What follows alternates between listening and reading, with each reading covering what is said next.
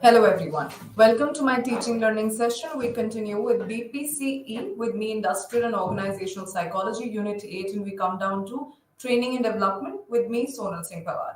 I am taking courses for IGNOU for BA classes for all of you. Now, starting with the Unit 8 for Organizational Psychology where we talked about how motivation is important for both employees and our training heads, how learning is important and what could be the different kinds of learning that we can provide our employees to improve their performance. Now we come to the major chunk and I feel the core body of organizational psychology, which is called the training and development. See, training is an activity that encompasses where an individual learns something new. It could be a skill development, it could be about the job application that you've applied for, that could be skill training for that. And on the other hand, once you train, development is an ongoing process. We all know that. It talks about being in practice for that and learning through both your expertise and developing those skills and expertise also over time.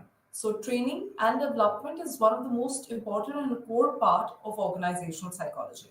So there are many factors that influences our training and influences development. When we speak of factors that influence training and development is Wident and some factors which were given in 2004 by Wident and Holyford, which is 2004, which is relatively not very old and not very new also. But in consideration to the time now, 2004 is a very recent factors that we have. So some of the factors which are within the organization is organization plans and organization policies. So while organizational strategic plans refers to specifically any change from the current level or any kind of business type of business organization strategic plan that you put out to. So what could be strategic plan? Any changes which is happening in your horizontal level. It could be change of roles, additions of roles that you have. Also, it could be changes in the type of business. So that also are factors that influences your training and development. So let's take an example. Your organization talks about advertising, only advertising of commodities that comes to you. Now they have started apart advertising also marketing. So there would be a new strategic plan for something which is now marketing that has come up. So marketing and the new strategy plans will start influencing the way you'll be trained and you'll be developed within the organization that you have. Now, moving to the other factor, which is organizational policies that you have. So, organizational policies that we speak about, these refers to incorporating the provision of events to identify needs, assessment for development centers, and policies for encouraging learning per se. So, career opportunities available within the function or within the organization must be taken into account, which is very true. So when we talk about policies, policies are not just all talking about things which are incorporated within the organization, but these are also events and activities that comes to your organization after every. Let's take an example. Every 3 months there's this event. Every 4 months there's this event. So every organization have their own pattern. So these pattern also incorporates policy that starts impacting the way our employees, our people in the workplaces are going to be influenced. Also, future needs are also something that influences the way you will be trained and what kind of training that you'll be given. So these are needs that to develop staff towards other roles, or the needs to develop staff to meet the changes in the business. That is, for example, a new technology has come up. I should not be saying this, but most of the IT companies did know what is work from home. But for the rest 80% of employees, we were not sure about how meetings would be conducted. And even if we talk about organizational setups, which are apart ITs, which were more on field, which were more working outside and in the outside environment, I feel their needs did change. And once their need changes, their their ways of being trained, their expertise given to them, and their development change. So when we talk about taking meetings online, having targets online, making sure that whatever on-field jobs were there, they were now conducted on field. So off-field and on-field was a greater change and difference that we spoke of. Then needs also could be some desires which could be met from external requirement. This isn't required to the commitment and achievement of the employee. So when we talk about future needs, there are multiple needs that comes into play.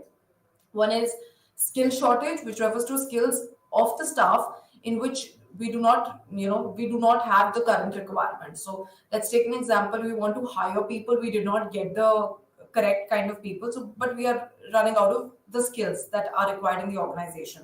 So let's take an example. We need an IT person who takes care of all of the in technical demands in the company. We are running out of we're running out of those skills. We just have two employees, we need another two. So if we do not find them also through recruiting and job processes, what do? We skill the other two people who are in the same horizontal level. So we pick up another two employees which are there in the organization and we skill them. So see, how did these skills shortage actually impacted your training and development? The other two, which were new people. Then there are needs and desires, which is desire to achieve something, desire to accomplish something, your own commitment. These personal future needs also impacts the way you are developing in an organization. And one of the most important that we did was the first one, the needs that we want our staff to be developing. It could be in terms of succession, could be in terms of bringing about a change in the organization. We want to give a revamp to your organization. So probably, obviously, now the skills and the training is going to be a little different from what is required. So I'm sure the pandemic was one of those, the first skill that we are talking about. Pandemic did talk about giving everybody new skills to work, how to manage everything. There have been a generation which has not been working with tech and computers and laptops, and now I think even they are equally equipped. They are acquainted to how to use basic skills of the computers. So these were future needs that does impact the way that you are trained as an employee or you're developed as an employee in an organization. Let's move ahead and let's understand apart what influences training and development while we train our employees, while we train our people. There, we need to know what is the purpose. Why do we need to train? Do we really need training of employees? Don't they come with the required set of skills that we have recruited them for? So let's take an example. When we talk about being counselors and being, I mean, it's just a general example, being counselors per se, and you want to be, a organizational psychologist in the future, you already have the required skills. You've been educated, you've done your internship, you've done your master's or MSc in organization or MA in organizational psychology. So you feel that you already have the skills. So what's the purpose of being trained in the organization? There are a lot of organizations who keeps you contractual for 3 months, will train you, and a lot of your performance and learning development depends upon will you be being will you be probated later or will you be screened and further retained in the organization. So let's understand the purpose. So the purpose is people to stay employable throughout a lifetime, during which job and careers might change. So yes, the purpose of training and development. We on a vicious cycle. It's like a cycle, not a vicious cycle. It's like a cycle that talks about having your employee being trained, moving ahead in another skills, being able to do the task which that other skill is capable of, and then moving to another task. So it's something that makes our people employable. So giving them more skills, keeping them trained will, the reason that we change our workplace is the same. You've learned one skill, you've aced it, you've been doing well, you want something else. You go to another company, you get trained in another skill. So this is what makes them employable.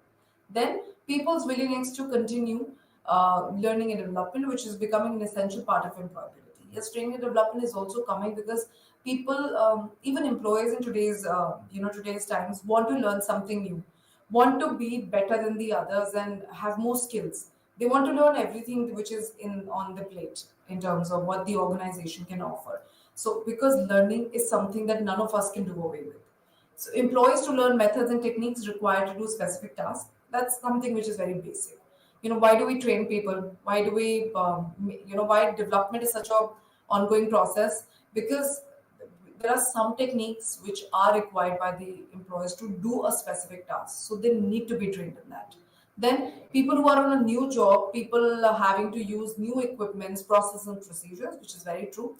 When you have to do an important set of tasks, something which is very new to you, something which requires you to be, something that requires your, what do you call this, your skills which you do not have, and you need to incorporate those skills. So to do a specific procedure and task, once you join a new job, you need to be trained. That's a mandatory feel, I feel. That's like a first step after you join the work. Then the need for organization to develop future successes, which is very true. Organization needs somebody who would be training the rest who comes. So that's what is taking care of a purpose. Minimizing the cost of recruiting externally and maximizing the benefits of keeping in-house knowledge and experience in the business, which is very true. Apart the horizontal promotion, we could look forward to vertical promotions too. A person who was a manager can now become a senior manager after being trained, after being provided the expertise for it, and developed his or her skills in the same. So this is something to retain your employees. You don't want to spend too much by recruiting the external. You already have a big workforce, so you don't want to recruit. You don't want to spend money in terms of recruiting also and energy. So this is like maximizing the benefits of the in-house employees that you have. So that's yes, that is a very people who are actually looking forward or are working as HRs and recruiters and are studying organizational psychology. I feel this is something which is basic to understand that at times we need to learn to retain our employees, and to do that, I'm not saying we burden employees with new skills and tasks, but what we can do is that's how the hierarchy works. If you're giving a middle level individual something which is new and you give them a skill so that he has a future needs which is a future need of his, which is an achievement which is achieved by him or her, and retaining him using your own cost by not employing another one, paying him another huge amount, rather than just providing an increment to this individual at a good level and promoting. At the same time, we should make sure whatever was done by him is 20 to 30% divided to the lower employer. And equal, that's how the chain of appraisals even work. That's how we make sure that everyone in our workplace is happy. So that's actually making sure that you retain older employees, give them new responsibilities, make sure you give them the benefits of being a part of the organization. That's a very important purpose, which is lined up. Then increasing the resources and skills of existing staff, which is very true. Everyone wants an organization who has very knowledgeable and expert employees. So training and development will surely help with that. Increasing the capacity of people in the organization to be skilled in more than one area. So this is like one individual multitasking. So giving them an expertise, not only what they're able to do as what they're recruited for, but providing them and training them so that they have more than what they can serve. So the skills and skill development can provide them, many ways to do something in their work areas. And also at times, training and development not only takes care of what the organization wants, but also keeps you motivated, and it keeps you very attracted to something new.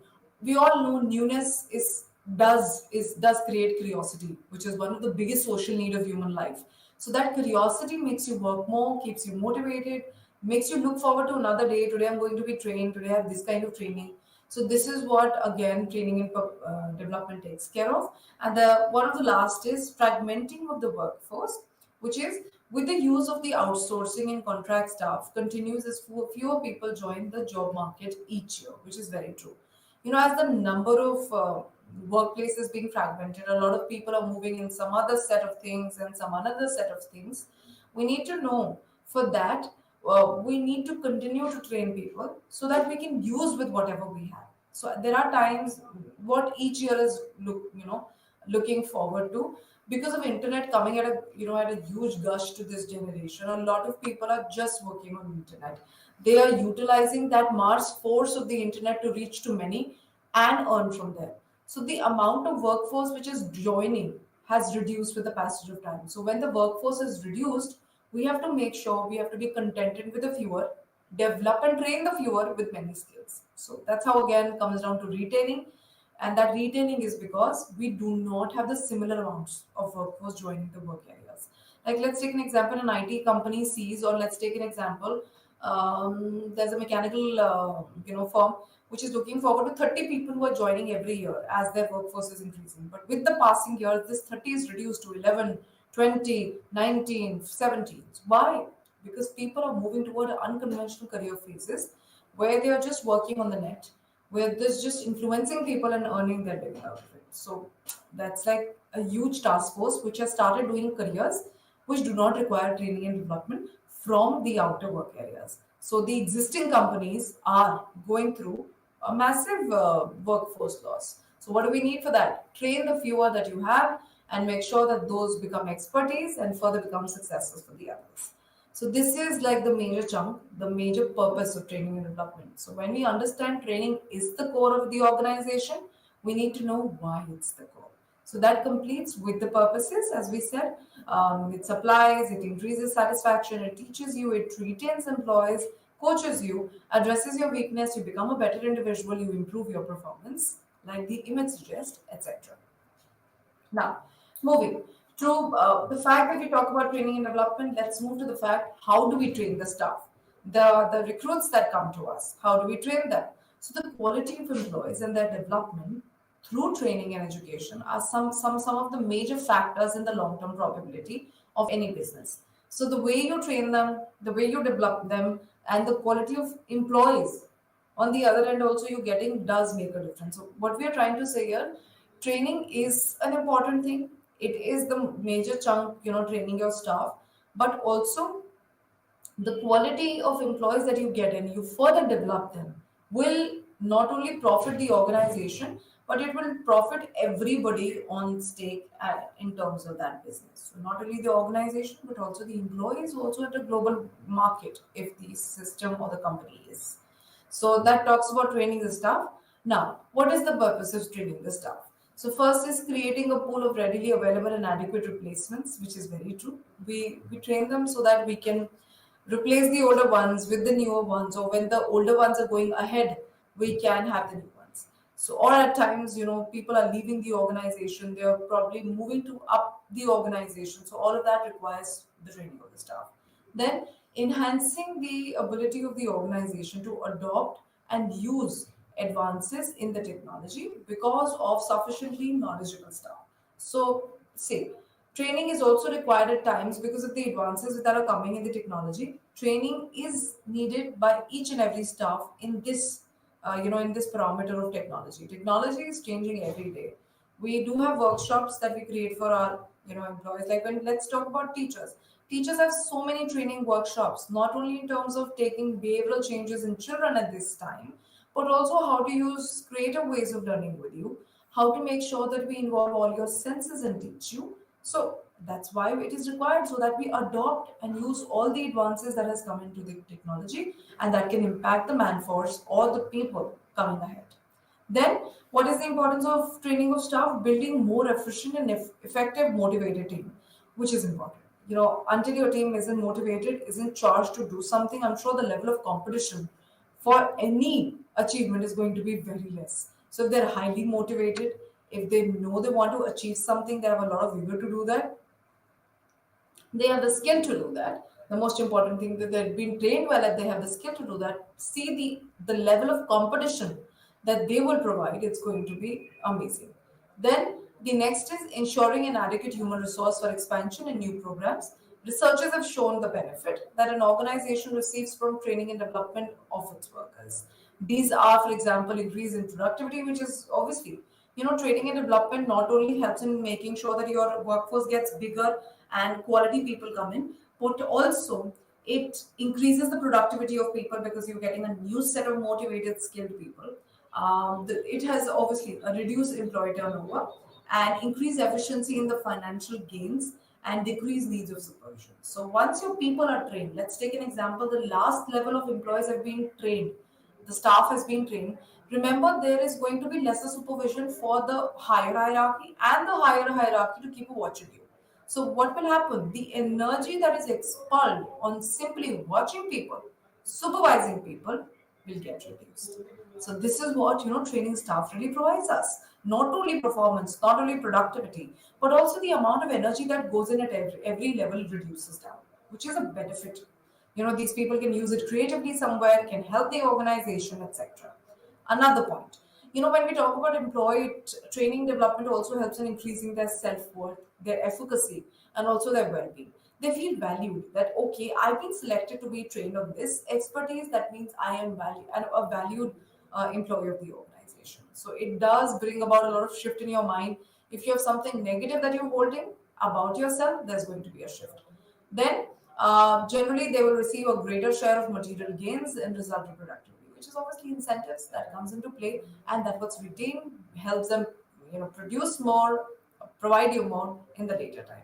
These factors give them a sense of satisfaction through the sense of personal and company goal achievement, which is true. Training a staff will not only provide motivation for them to work more, provide them incentive, but there are also other personal and social needs that the organization and employees are completing. So, see, when we talk about so many good points, both for the employee and the organization, training of the staff is such an important long term thing that should always be continued. Which completes with this. That's how, on a picture, an organization would look when they train. Yes, and that high level of interaction between a trainee and the employee not only boosts your self esteem, but also provides you a lot of worth. It makes you feel that, yes, I am important. I am a user and a most valued part of the organization. So that's like a benefit to all of us. Now, let's talk about the training process. Your training staff, obviously, it has to be in a systematic pattern. Systematization brings about a lot of scientificness in the organization system. Also, it also reduces the errors that can be made. So let's understand what are the training process that we have. Organizational objective. So the first thing that you need to pin down is what do you want to achieve from this training. Then the needs assessment, then the assessment of the gap or the skill. So you assess what need are you providing them and what is the gap, where are the employees right now, and how much training do we need to provide them. So the gap is also assessed. Then training objectives. First is organization objective. Like for example, the organization is now planning to move 50% online. So the objective is to make sure the technology is acquainted with some. Everybody also is well assisted with. It's something that we have major successors and they can also provide further training. So you do training at a very higher level. It's for the entire workplace, but in sections. So need assessment, which department requires lesser training, they're already equipped. Then, what is the gap between their skills? How much do we need to provide them? Then we find out the training objective, which will be broken down each section of employees. Then selection of trainings, that who needs it first, who is completely like do not have much much understanding of use of technology and working from home. So we need to start from them. Then selecting the training methods and mode, whatever ways you want to do it. If you want to do it offline in the beginning and you want to use a lot of teaching learning methods, or do you want to do it online, use PPTs, colored, use of all senses. Then administering of training, which is conducting the training, doing the training, and then evaluation. Evaluation will happen when you give them an activity to do within the group. So you will see, has the training procedures been implemented really nicely or not? So that's like a proper training process charter, like from A to Z. Where do you need to start with? What do you need to, you keep in mind while you come down with the evaluation process. Now, there are times when there is no requirement of training. We sit down and we see that, okay, there isn't any gap in the skills that we're looking forward to this section of employees. They're already equipped with technology. So, what are the reasons that there could be no training required? There are I told a very positive one, that there are times that our work employees are already equipped with technology and we do not require it. There are other factors also that can cause no training in an organization. First is the time factor. Time demands of manager does not allow them to train the employees. That is something. So if the organization is going through a lot of work, going through a lot of targets, a lot of end month or an end year target that they have, there could be a possibility that the manager does not have time and he or she cannot spare time. So that's one reason that we should have multiple successors. We should have many people who can provide training. So having lesser managers can also be a pitfall. Most managers have not practiced training in employees, and training process for them is unfamiliar. So we don't have that specific manager who can provide training, and the others do not have the skill. So see how time can be a huge factor for not providing training. Then a broad expertise. Manager tends to have a broad expertise rather than a specialized skills for training and development activities. So if you're just talking about technology, probably he cannot talk about technology. He talks about soft skills and he talks about just the work specific base. So we do not have somebody who can actually talk about soft skills or of technology. Then lack of trust and openness can also be a reason. Many managers prefer to keep the information to themselves, and by keeping information away from the subordinates, they might feel that if I let out all my skills, let out all my achievements and my ways, the people below me might make use of it and they reach my position. This is a very common thought in every organization. Most people don't help each other because of this, because they feel what I have. can be something that can be taken by others. So this is one of the reasons that we do not have training. Then there is skepticism. Skepticism as to value of the training. Some managers believe that the future cannot be predicted or controlled. Hence, their efforts are centered on current activities like money making today. So skepticism is doubtfulness that probably future cannot be predicted and controlled. There's no point providing this if you put in so many efforts today and the employer runs away. So there's no point. Let's focus on today. Our today's task is this. I've briefed up people and that's sufficient. So that can also lead to no training of people. When we are just focusing on now and here and we are not looking forward to anything else. That's the process that we start from. Once you've had your objectives, you start with need assessment, training, obviously defining the training objectives, designing the training program, which talks about methods. You start implementing the training program in a simple way, and then you evaluate and follow up. So this is like a simple 5-chain training process that you have, and you can like keep that in mind. And with that beautiful diagram that you have on your screen.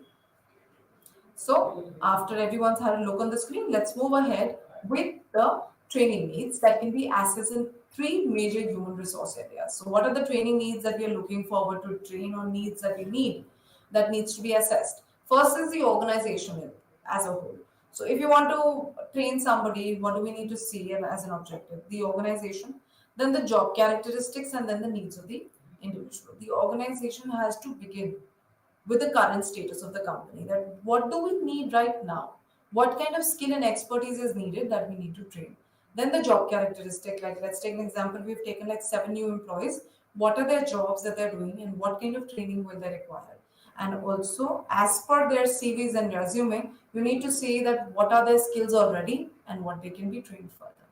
So that's like an important thing to assess need. The need assessment that we do in the beginning will incorporate all of these 3 points. Very important 3 points. Then once the organization has decided that training is necessary, what do we need to do next? We know that training is a very expensive thing. It not only takes care of employees but also takes care of a whole lot of time to make people perform better. So training program needs to be designed. We need to design a proper effective training program which is effective. I think cost adjusting, and also at the same time it should be making sure that not only the cost but also it should be value for money, the amount of money that the organization is spending, and also it should be value for time. The manager is spending so much of time with the people. So next step after is a designing of the plan. So after we design the plan, then we move to, okay, this is designing of the plan, this is the organizational needs, these are the recruiters that we have, and these are their job expectancies and characteristics. After the training program has been designed, we now consider what are the employees comprising of and what do they further need. So selecting the right trainee is also an important part. Once you have selected people who already know everything, tell me, what your training program be just like finished in the beginning itself of being started? So we need to select the correct trainee so that we know that these were the job expectancies. They have 50% of it and 50% needs to be trained. So when the 50% needs to be trained, you put in the 50% through that training program. So, I feel most of the effectiveness does depend on the kind of trainers and the kind of trainings that you have. This is a need assessment tool, that training need assessment tool, which I have not involved in my written content. We can go through these tools are some questionnaires as tools, observation, we provide some interviews, some little written exams also at times, and competitive analysis of the different work employees. So we compare the questionnaires, the examination that they have done, the observation, the interview that we've taken, and a little bit of assessment of their experiences. That all will provide us a comparative analysis and tell us that who needs the training best at this time, which will help us select the best trainee. Now, let's move to the training goals. The goals, see, training goals should completely relate to the organization, I feel. Not only the organization, but also what the organization wants to achieve. So, if we pick up a goal which is very clear to the employee, but the organization is not looking forward to that goal, the organization does not have the goal as a centered part of their system. So I feel a goal needs to be a milestone that helps the employee that helps to take the employee from where he is today to where he can be in the future. And these training goals should be set in a manner that evaluate the training program and motivate employees. So we are trying to say it has to be both. The training goals should be of such worth that they not only evaluate the organization system's need, the goals of the organization, but it also supports your training. Supports the training by motivating them, by telling them that there is going to be an achievement from what you are today and what you will achieve later by after this training. So goals need to be like that.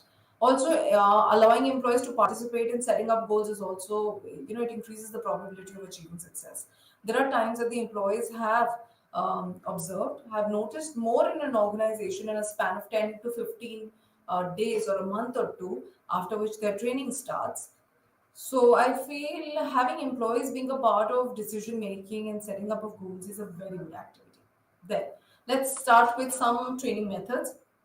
So when we design an organization, when we design a training organization plan, and that training plan does have some methods that comes into play. So these methods are on-job training and off-job training. So on-job training is delivered to employees, while they perform their regular. So on-job is while you're on the job and you provide your training. So it's like on-job, it's delivered when the employee is already on the regular job, and in this way they do not lose the time of what they're learning. After the plan is developed for what should be taught, the employer should be informed of the details. A timetable should be established with periodic intervals to inform the employees about their progress. On job techniques could be some job instruction training, it could be including orientation, apprenticeship, also internship, also assistantship, and job rotation and coaching.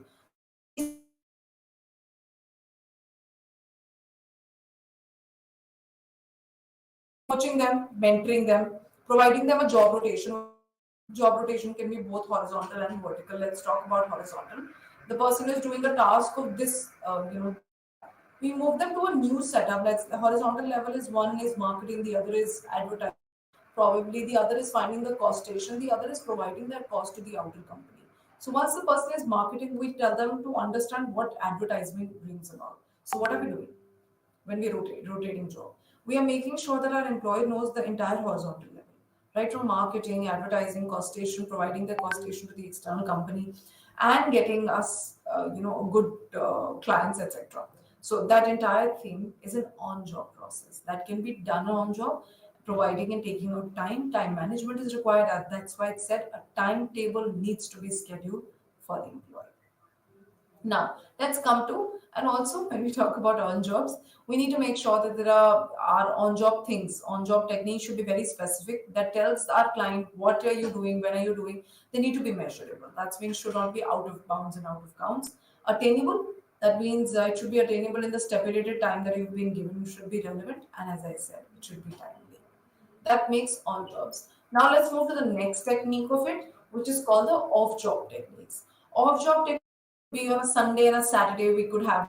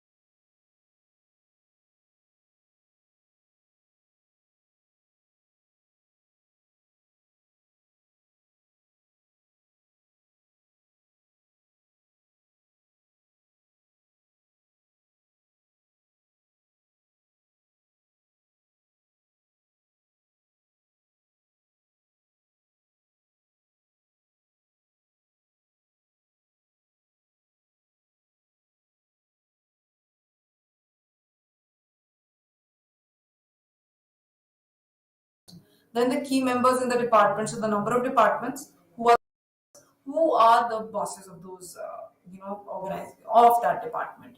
Then personal rules and regulation. Some companies use several, some companies use verbal presentation and written presentation also. So it depends on however they want to communicate all of this. So orientation is a must, I feel. You go anywhere in orientation. I'll give you a simple example. We get our children admitted to schools. Don't we have an orientation of the day? What was the school all about? What is the motto of the school?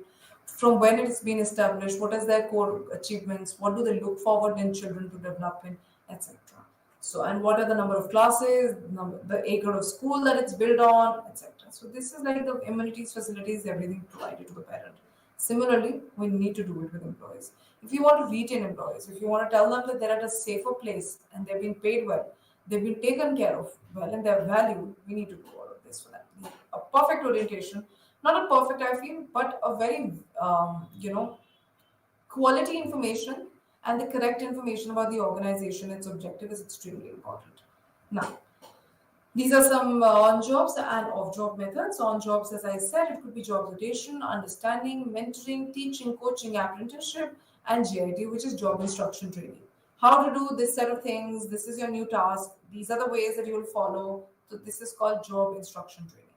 Off jobs are many: stimulation, case studies, discussions, role play, in basket exercise, or give them something when they're free and idle.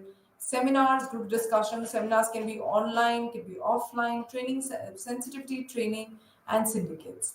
All of these are something which are off training methods, something that can be given to an employee sitting at home, providing the first 2 days that they go out and do something rather than sit in the organization and train themselves. More creative, I feel, all jobs are. They give you the real feeling of what the organization is actually doing. Now, let's come to some methods. We understanding what are these methods that we discussed: laboratory training, job rotation, apprenticeship, and etc. What is an audiovisual methods that we can use of job training? And even on job training, I feel videotapes, television, very creative, and it just takes care of all your senses. Films are a very effective one. Also, an entire snap through of your organization through videos, I feel, is a very beautiful way of telling, your employees that this is how real your organization stands and looks like in a very short time. So it saves energy, saves time. One of the advantage of these, creative videos and methods, audiovisual method is that no matter how many times you play it, they look good to you. So the major flaw with the audiovisual is that it does not allow you to question anything till the time that the entire thing is happening. There is no interaction. See, a kind of orientation that provides you just the information will not allow you to change the course of presentation, change the course of videotaping and everything. And as being an audience, you probably even you do not get an opportunity to talk and question things. So that's like the biggest flaw that we have. But the good part about this is that it is creative, it's nice, it can be played as many number of times, gives like a real feeling of what we are in for and what is it all about. Then, what is job rotation? Something which is very common nowadays. Job rotation involves moving the employee through a series of jobs he or she can feel good about, tasks that he is associated in different job levels.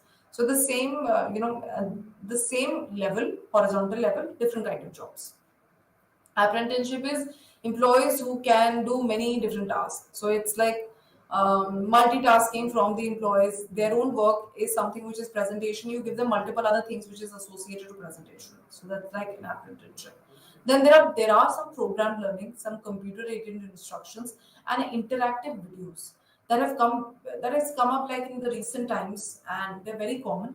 They allow the training to learn at their own pace. So they're already recorded videos. Like I still remember, I'll share an example as a teacher. I had, an ambassador program that was going on in schools, and you ambassador program was by the Ministry of India, Ministry of Education, the MOE, and it was something which is a computer aided instruction. There was set of computer videos that I had, which was related to something, in relationship to the modules that I had, and I need to learn like finance, entrepreneurship for children. I need to learn about design thinking, which is new things coming to school because we are moving towards the NAP, new education policy. So, speaking of that, these are already recorded things. I had completed them in my own time and space. So, while a training program is going and you completing within like 15 minutes of it, I took my good time to complete those, 7, 8 modules, which has multi modules within it, rather than completing it like in a 5 day process. I completed a good amount of months, succeeded in it, got an ambassador program thing. So, that is something which is called a computer aided instruction. This can be for already computer.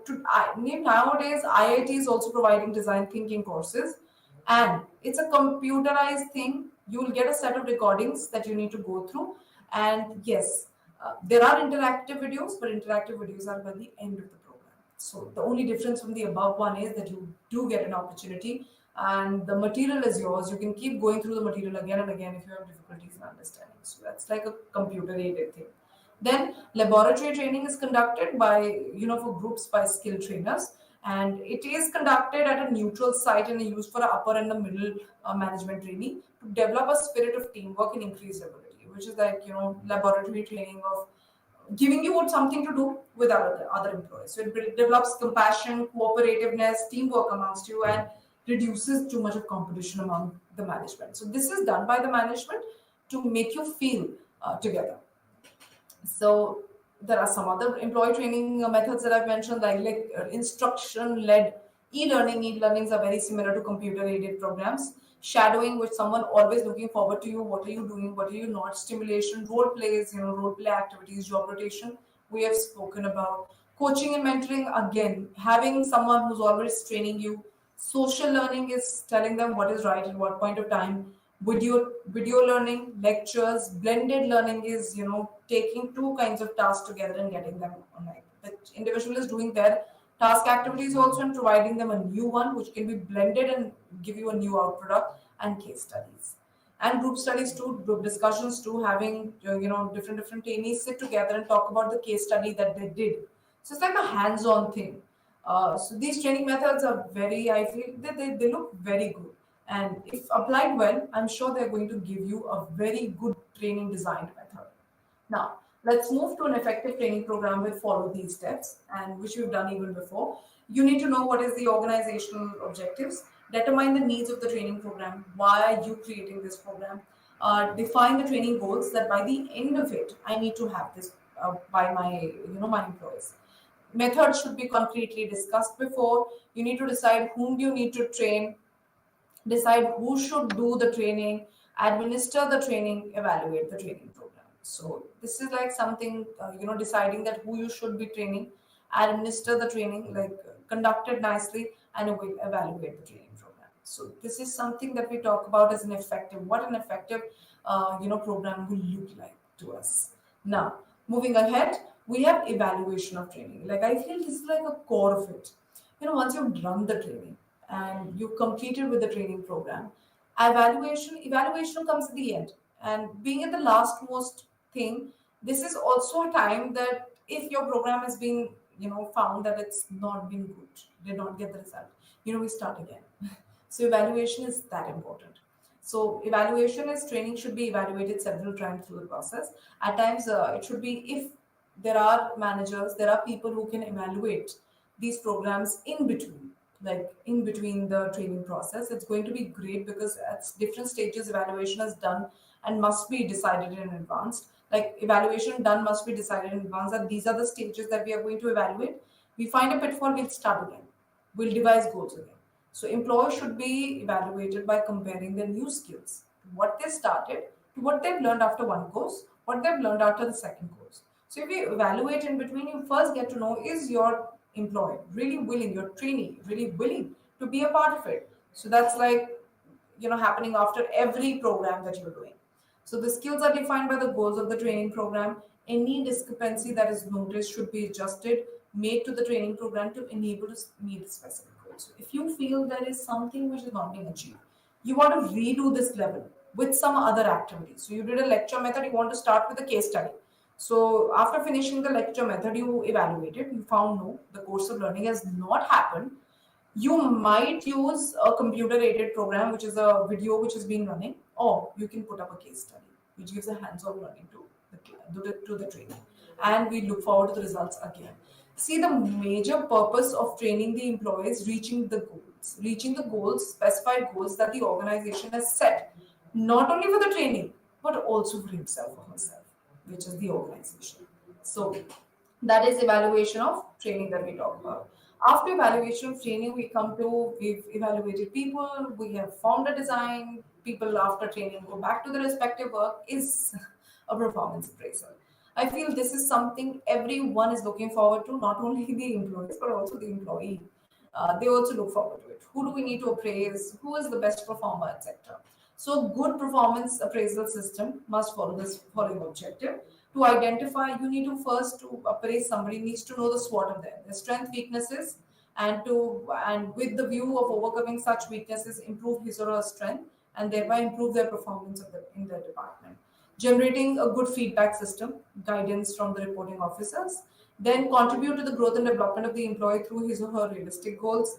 And what could be another good appraisal system? Providing them inputs that, including their salaries, their responsibilities, their additional appreciation, promotion, etc. Then, to help in creating a desirable culture and tradition in the organization. This is a must. I feel not only for appraisals of giving a good performance appraisal, but also otherwise the organization should have a very desirable and a very healthy organization system. Then to help identify employee for the purpose of the for the identify what is the purpose of motivating them, training them, what do they lack or have behaviorally, professionally, and technically important to both the organization and to themselves. Generate a significant, relevant, free and valid information about employees. If you have these general, specific, significant, and bias free information, I'm sure an appraisal system is going to be really good. And it's going to give you the correct strengths and weaknesses about the employee and tell you that this is where you need to appraise your people that you have. So this is how it works. You need to know the advantages. You need to obviously provide them a little bit of competition, keep them motivated. Scrutiny of employees needs to be done. Obviously, performance appraisal does require that, and we also need statistical information of what they did before, where are they standing today. This is their SWOT only, and development of employee. What kind of appraisal that you provide according to how they've been trained, what are their been inputs, what are their goals. Knowing your employee goals is very important to understand what are you going to appraise them with. So that's performance appraisal that we have. Now, some criteria of performance appraisal system. There was a performance appraisal system which was made up, which has components which has been striked out by Parekh and Rao in 2006. So this was called identification of key performance areas, which was called KPAs, identification of key performance areas. So performance has to be appraised against certain functions and objectives that have been agreed upon the employee and the reporting officer. So you need to know that this is the set of things that, like for example, in some areas it's like an yearly appraisal. All your performance will be appraised. So your reporting officer tells everything about you, what you did, how did you start. It's critical function association given role, which is employees' key performance, key areas. Then setting up of goals every year for the next year in order to make clear understanding and expectation under the KPA. So what are you going to perform? You need to make a charter of it. Your expectation, your goals, what are you looking forward? It's like in a school we give a lesson plan for the entire year and achievement, and this is what we want to achieve with children, so that in the next coming year these changing will support them more, facilitate them more, and help them grade well and understand the subject well. Then a set of four qualities, which is extremely an important criteria for KPAs, which is identification of key performance areas, so that your appraisal system works well, which is creativity, initiative, contribution to the team spirit, contribution to the development of the subordinates. So if you want to, have a good KPA, so you need to have four things essentially. There should be creativity, initiative, there should be contribution to the teamwork, and contribution to the development of the subordinates. So this is what a KPA, which is important components of an appraisal system looks like. And some qualities that are actually required for good researchers are these. And when we talk about appraisal systems, even KPA, the criteria of performance appraisal system, does suggest a periodic review of objectives and behavioral dimensions, which is rating on performance, their behavioral rating. These are some striking ways to tell that which employee is doing better than the others. So if these periodic views are done by your organization system, that also suggests that your organization is equally working like you.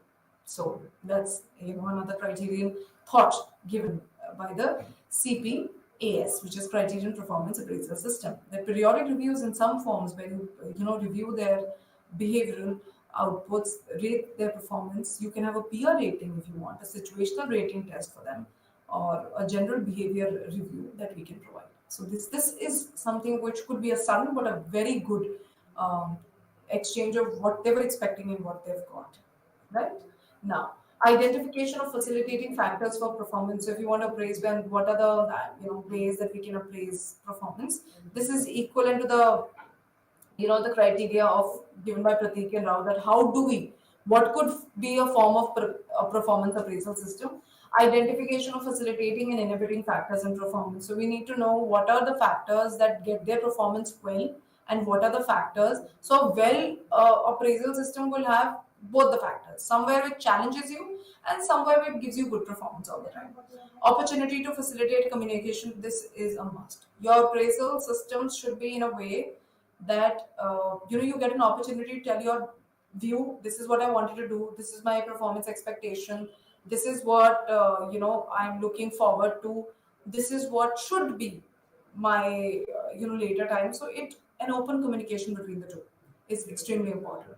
Then identification of development needs and development action plans, which is very important for a performance appraisal system. In order to identify the training needs of employees, their performance data is very essential. So that's what strength, weaknesses, opportunities, threats, their challenges, their behavioral rating needs to be very good. So continuously poor performance on certain dimension may be identified in the training and development. If you find someone who's really good in terms of their achievements in their education and their platforms of how they're represented themselves on the academic field, but they're not been doing well here, we can identify it, we can train them, and then further appraise them. So this is how a good appraisal system works, performance appraisal. So development of activities of internal training programs, depleting higher responsibility, delegating higher responsibility, giving them a job rotation. Probably their task has been so monotonous for past 5 years. You give them a job rotation with 2 new responsibilities handed over and train them for that. You never know, they might do well, and the other employee that you've shifted up or probably job rotated only is going to do well. So this is how we can have a very good, performance appraisal system, which not talks about making your employee move, but making your employee get better and obviously retaining the organization also. I feel a very good, a goodwill of an organization is also a very strengthened highlight, a good highlight of an organization. If you go somewhere and you're applying and there are people saying, oh, they just keep removing people, they keep removing employees, they don't retain it, that does sound bad about an organization, and that is reflected that they do not have a good organizational appraisal system. They do not even have a good training and development. So this is like a plus point. Now we are going to just start with a little bit of unit 9. Our training and development gets completed with what do you train, what is training and development, its purpose, its goal, what the training of employees, why do we need to train employees, and why do we need to train staff, what are the different methods that we do, on and off techniques. Then we came to something that what are the different methods, then performance appraisal. So once they've been trained, we need to appraise them. How do you appraise them? Different ways, and how a good performance appraisal system look like. That finished with training and development, and we moved to chapter 9. This is called organizational change. And starting it with a quote which is even given in your book: the only constant is life is a change, which was given by, it is given by a Greek philosopher, Heraclitus, and he actually stated the right thing. The only constant is change, I feel. So the process of change in an organization may occur usually in response to a wide variety of forces. These changes in an organization can be both external and internal. So obviously, some changes happen from outside, some changes are happening within the organization. Some changes are planned changes, some changes are unplanned changes. Like planned changes are within the system, like they've already been told, and unplanned changes, suddenly you go somewhere and there are remedial changes, reactive changes, like some plan did not work and you have plan B sudden. So these are called unplanned changes. Further, these changes can occur at 3 level in an organization: say individual, group, obviously, and an organization level. Individual level includes change only of the job assignment. One employee finding some difficulty, picks up the job assignment, finds a transfer, or probably they're shifting with their family somewhere and they get a transfer. Like their wife is shifting and you give a transfer to them. So that's the individual and that's a planned change. Group change could be inefficiency, lack of communication within the group. The group is not being able to perform well. Organizational level change could be a headquarter of the organization shifted and relocated. There's restructuring, there's mergers happening, we are collaborating with bigger companies, there is acquisition, your company has been taken up by them. That recently been happening on a lot of social media that you see.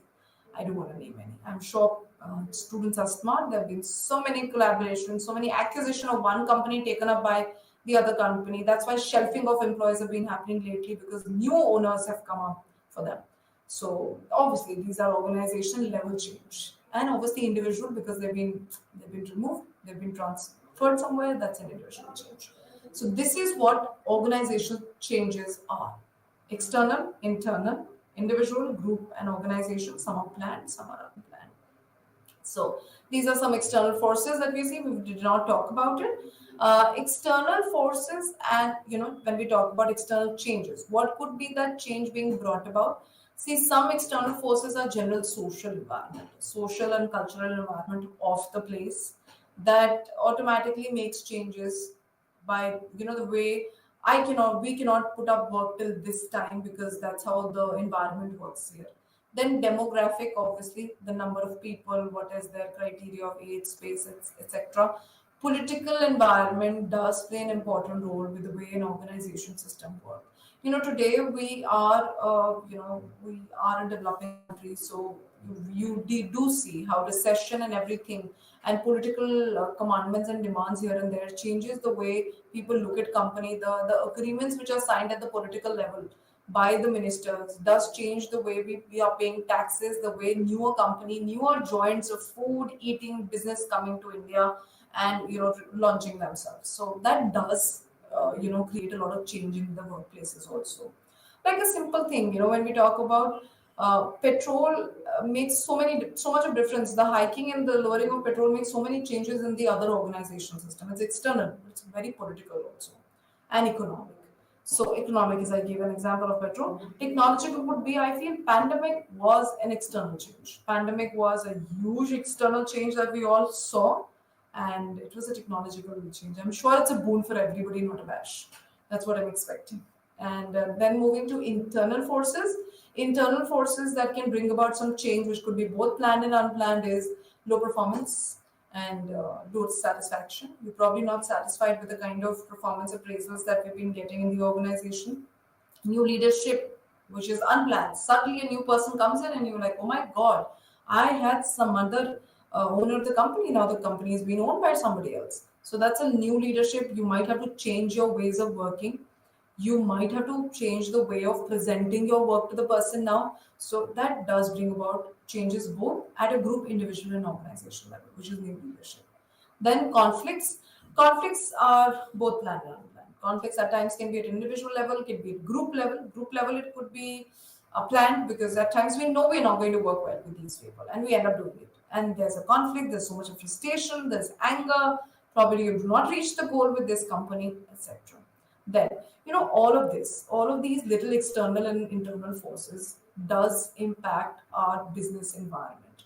It does impact the way you work, it will impact your industry of work, it will impact the amount of competition you guys are having amongst yourself and consumer demand. And the way you put up your work, in terms of if there's a low satisfied, low performance work that goes out outside as consumer, people get to know it's not worth it. Like, cosmetic is one of those companies today which has multi cosmetics coming rushing in, and people are taking it in, and they provide their influencers are providing their reviews over it. So if it's of low satisfaction and low performance, it just gets shelved off, name change, owned by somebody else because it's not being publicized well and taken up well. So that's how these external and internal forces can actually impact the business industry at a greater level. So that completes with a little introduction about what are organizational changes, how it can impact your working and development. So we finished with that. Now we talk about some resistance of change. A quick thing. At times there are organizational resistance also. That is a tendency in organization resist to any change and they want to maintain the same thing in equilibrium. These changes do not allow you, they usually try that the negative outcomes do not come. So there could be many resources, there could be, we are just going to talk about a little and we continue from this in the next class. There are many individual sources of, sometimes it's our habit not to make changes. There are security feelings, you don't want to change it, you don't want substitutes for it. Then there are going to be organizational sources that we will talk about in the next class. Hope this was, we continue with organizational structure change for all of you. Hope this was a complete understanding of organizational change and introduction. Thank you, everyone.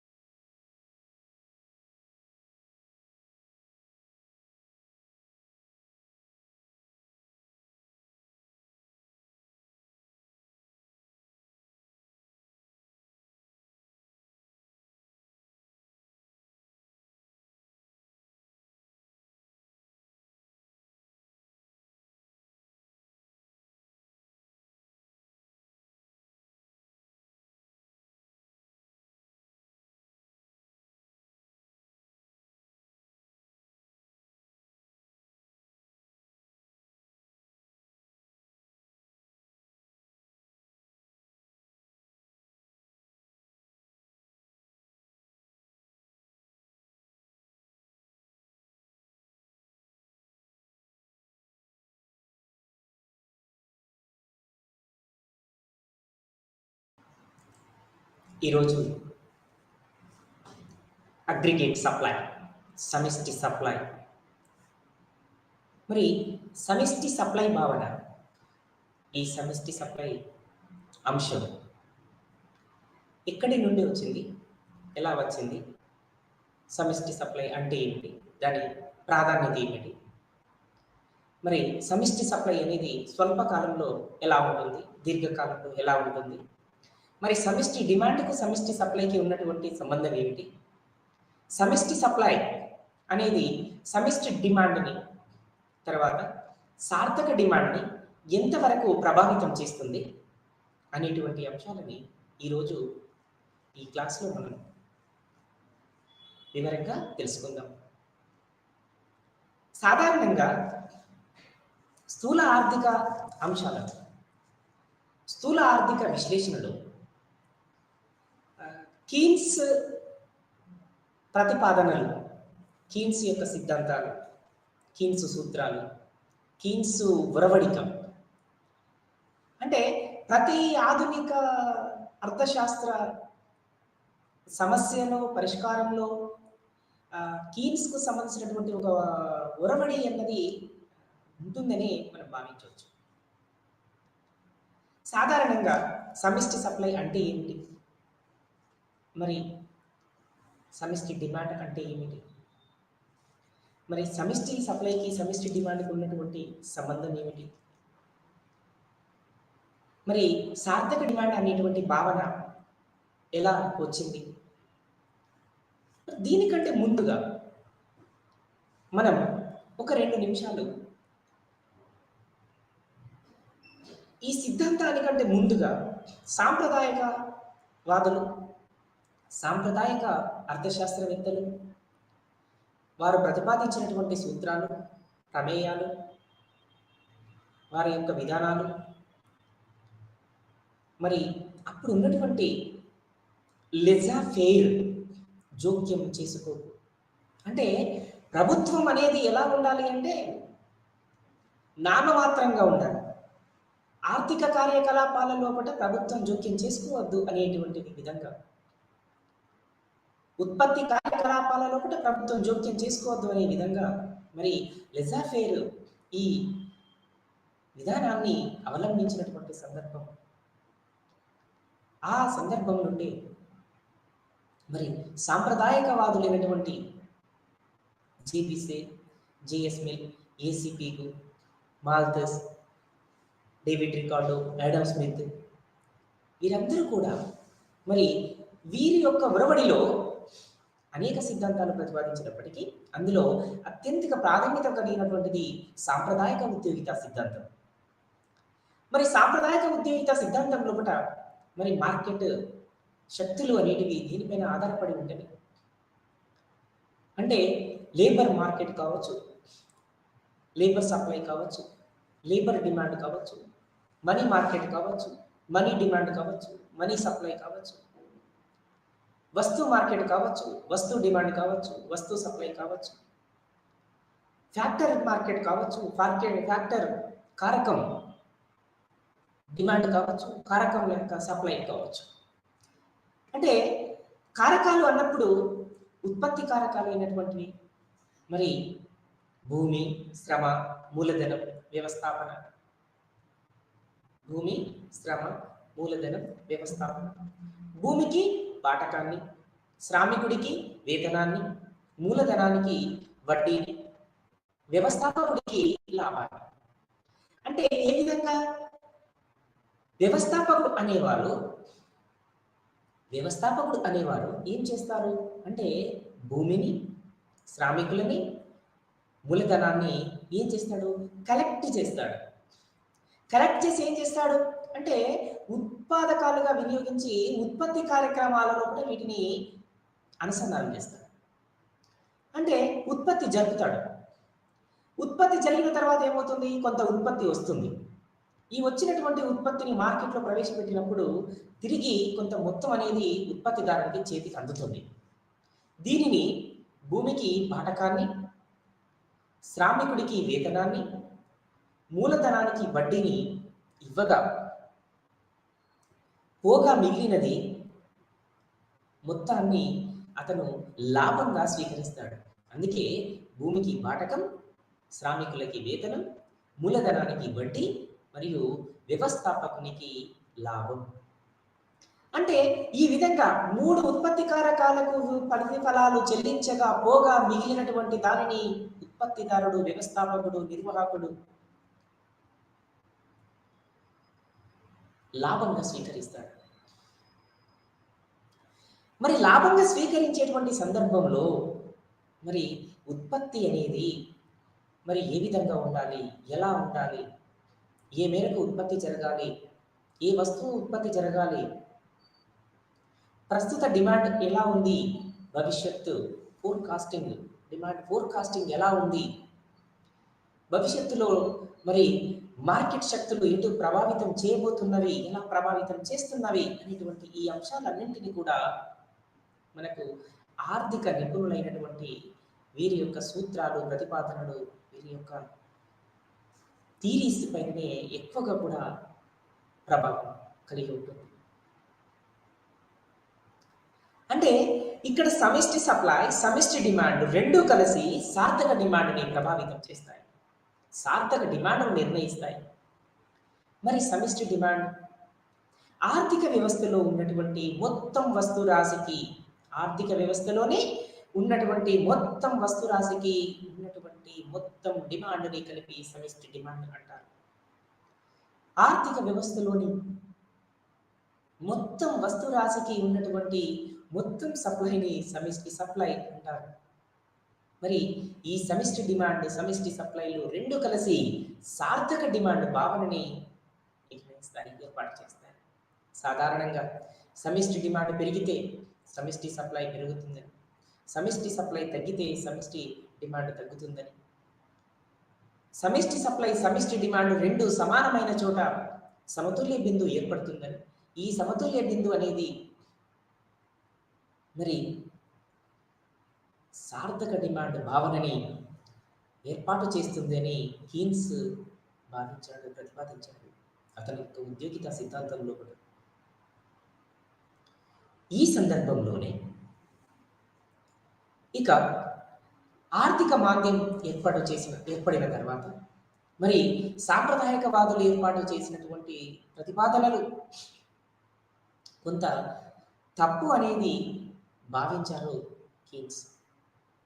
కానీ అప్పుడు ఉన్నటువంటి పరిస్థితులకు అనుగుణంగా, అప్పుడు ఉన్నటువంటి market శక్తులకు అనుగుణంగా, అప్పుడు ఉన్నటువంటి ప్రభుత్వాలు వాటి విధానాలకి అనుగుణంగా వారు రూపొందించారు అనేటువంటి ఒక అంశాన్ని కూడా మనం గుర్తుంచుకోవచ్చు, అలా కూడా మనం భావించవచ్చు. కానీ అందుకే లాస్ట్ క్లాస్లో మనం ఒక మాట చెప్పుకున్నాం. ఏంటి ఆ మాట అంటే, అర్థశాస్త్ర సూత్రాలు అనేటివి సముద్ర అలల లాంటివి. అంటే సముద్ర అలలతోటి పోల్చాడు అరిస్టాటిల్. మరి ఈ సముద్ర అలలు అనేటివి ఎలా అంటే, సముద్ర అలలు అనేటివి వేటిని ప్రభావితం చేస్తుంటది అంటే పీడనం యొక్క తీవ్రతని ప్రభావితం చేస్తుంది. మరి పీడన తీవ్రత ఏ దిశగా ఉంటే, పీడనం ఏ దిశగా ప్రయాణం చేస్తే అదే దిశగా సముద్రపు అలలు కూడా ప్రయాణం చేస్తూ ఉంటాయి.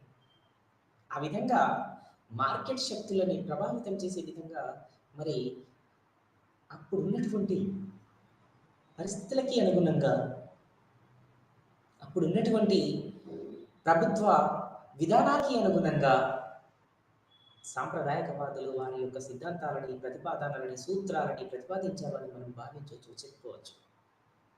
కానీ 1929-30 సంవత్సరంలో ఏర్పడినటువంటి ఆర్థిక మాంద్య పరిస్థితులు ప్రపంచ ఆర్థిక వ్యవస్థని ఒక్క ఊపు ఊపేశాయి. అంటే సాధారణంగా ఎవరు ఊహించలేదు. అంటే అప్పుడు ఉన్నటువంటి పరిస్థితులు ఎలా ఉన్నవి అంటే, ఉత్పత్తి కష్టపడి ఉత్పత్తి చేసి, పెట్టుబడి పెట్టి ఉత్పత్తి చేసి, శ్రమ టోడ్చి ఉత్పత్తి చేసి, తిరిగి ఆ ఉత్పత్తిని పడవలలో, స్టీమర్లలో మరి టీ పౌడర్ బాక్సులు కావచ్చు, కాఫీ పౌడర్ బాక్సులు కావచ్చు, ఇతరత్ర ఉత్పత్తి చేసినటువంటి వస్తురాశిని తిరిగి పడవలలో తీసుకెళ్ళి అట్లాంటిక్ మహాసముద్రంలో పడేసినటువంటి సందర్భం మనం చదువుకున్నాం, మనం విన్నాం, మనం మాట్లాడుకున్నాం. అంటే ఇది ఎక్కడే ఇంత కఠినమైనటువంటి విధానం ఎలా ఉత్పన్నమైంది అసలు?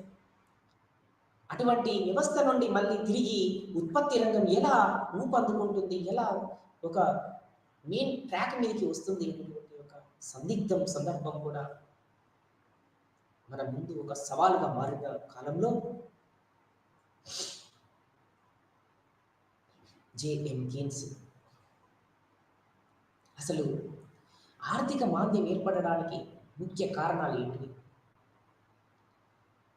మరి ఆర్థిక మాంద్యం ఏర్పడడానికి ముఖ్య కారణాలను అన్వేషించి మరి ఆ ఆర్థిక మాంద్యాన్ని రూపుమాపడానికి తిరిగి ఆర్థిక వ్యవస్థని, ప్రపంచ ఆర్థిక వ్యవస్థని ఒక పటిష్టవంతమైనటువంటి ఆర్థిక వ్యవస్థ దిశగా మళ్ళీ మెయిన్ ట్రాక్ మీదకి తీసుకురావడానికి కావలసినటువంటి కట్టుదిట్టమైనటువంటి చర్యలు ఏమిటి అని కీన్స్ తను సాధారణ ఉద్యోగిత సిద్ధాంతం బట్టి మరియు ద్రవ్యం అనేటువంటి గ్రంథాన్ని 1936లో ప్రచురించి ఆ తర్వాత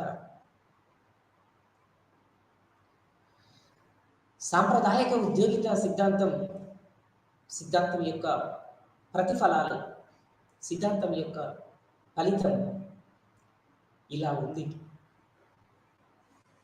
అంటే సాంప్రదాయకవాదులు భావించినట్టుగా every supply creates its own demand.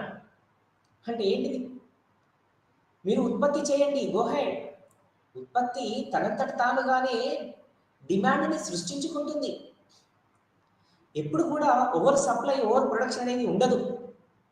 ఎప్పుడు కూడా డిమాండ్ అనేది మొత్తం ఉత్పత్తి అనేది మొత్తం వినియోగానికి సమానం అవుతుంది, మొత్తం సప్లై అనేది మొత్తం డిమాండ్కి సమానం అవుతుంది అని భావించారు. నో ఓవర్ ప్రొడక్షన్ అన్నారు, నో ఓవర్ సప్లై అన్నారు. డిమాండ్ అని తనంతట తానుగానే సృష్టించుకుంటుంది ఉత్పత్తి అన్నారు. కానీ ఇక్కడ 1929-30 వచ్చేసరికి డిమాండ్ని ఉత్పత్తి చేసినటువంటి వస్తురాశి సృష్టించుకోలేకపోయింది. కాబట్టి ఏం చేశారు అంటే క్రమక్రమంగా శ్రామికులని పనుల నుండి తొలగించడం మొదలుపెట్టారు. అంటే క్రమక్రమంగా శ్రామికులని పని నుండి తొలగించడం మొదలుపెట్టాక పనిలో ఉన్నప్పుడే డిమాండ్ చేయని వాళ్ళు పని నుండి తీసేస్తే ఇంకా వస్తురాశిని ఎలా డిమాండ్ చేస్తారు?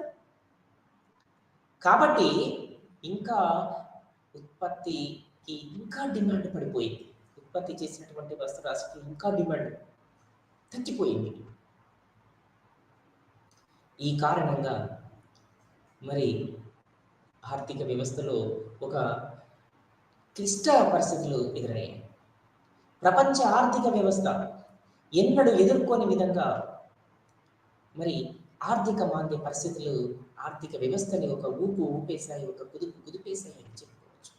ఈ పరిస్థితుల నుండి ఆర్థిక వ్యవస్థని బయటపడేయాలి అంటే అప్పుడు ఆర్థిక నిపుణులు, అర్థశాస్త్రవేత్తల యొక్క ప్రాముఖ్యతని వెలుగులోకి తీసుకొచ్చారు మేధావులందరూ కూడా. కాబట్టి కీన్స్ని దీని నుండి బయటపడేయాలి అంటే ఈ సమస్య నుండి, ఆర్థిక మాంద్య సమస్య నుండి ఆర్థిక వ్యవస్థని, ప్రపంచ ఆర్థిక వ్యవస్థని బయటపడేయాలి అంటే కావలసినటువంటి సూచనలు, సలహాలు, పరిష్కార మార్గాలు అన్వేషించవలసిందిగా కోరడం జరిగింది. అప్పుడు కీన్స్ సాధారణ ఉద్యోగిత సిద్ధాంతం బట్టి మరియు ద్రవ్యం అనేటువంటి గ్రంథాన్ని ప్రచురిస్తాడు. అంతకు పూర్వమే 1929-30 కాలంలో మరి ఏర్పడినటువంటి ఆర్థిక మాంద్య పరిస్థితులకి గల కారణాలు ఏంటిదో అన్వేషించి, పరిశోధించి వాటిని రూపుమాపడానికి, ఆ పరిస్థితులని మరి ఓవర్కమ్ చేయడానికి, అధిగమించడానికి ప్రపంచ ఆర్థిక వ్యవస్థ తీసుకోవాల్సినటువంటి జాగ్రత్తలు ఏమిటో కూడా ఇంకా రూపొందించడం జరిగింది. అటు పిమ్మట మరి సార్థక డిమాండ్ భావన అనేది లోపించకూడదు. సార్థక డిమాండ్ భావన అనేది ఆర్థిక వ్యవస్థలో లోపిస్తే మరి ఆర్థిక మాంద్యానికి దారితీస్తుంది అని అన్నారు. కాబట్టి సార్థక డిమాండ్ అంటే ఏమిటి మరి? ఎలా వస్తుంది? ఎఫెక్టివ్ డిమాండ్ అంటే సమిష్టి సప్లై, సమిష్టి డిమాండ్లు రెండు కలిసి సార్థక డిమాండ్ భావనని ప్రభావితం చేస్తారు. సార్థక డిమాండ్ని ఏర్పాటు చేస్తారు, నిర్ణయిస్తారు. మరి సమిష్టి డిమాండ్ పెరిగినప్పుడు సమిష్టి సప్లై పెరుగుతుంది, సమిష్టి డిమాండ్ తగ్గినప్పుడు సమిష్టి సప్లై తగ్గుతుంది. ఇక్కడ ఈ రెండింటికి కూడా మనం పాజిటివ్ రిలేషన్ చూడవచ్చు, ధనాత్మక సంబంధాన్ని చూడవచ్చు. ఇది దీర్ఘకాలంలో పనిచేస్తుంది.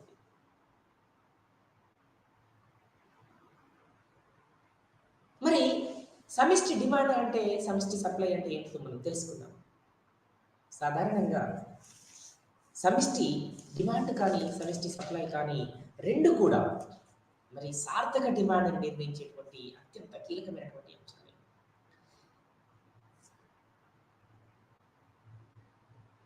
సమిష్టి డిమాండ్ పెరిగితే సమిష్టి సప్లై పెరిగి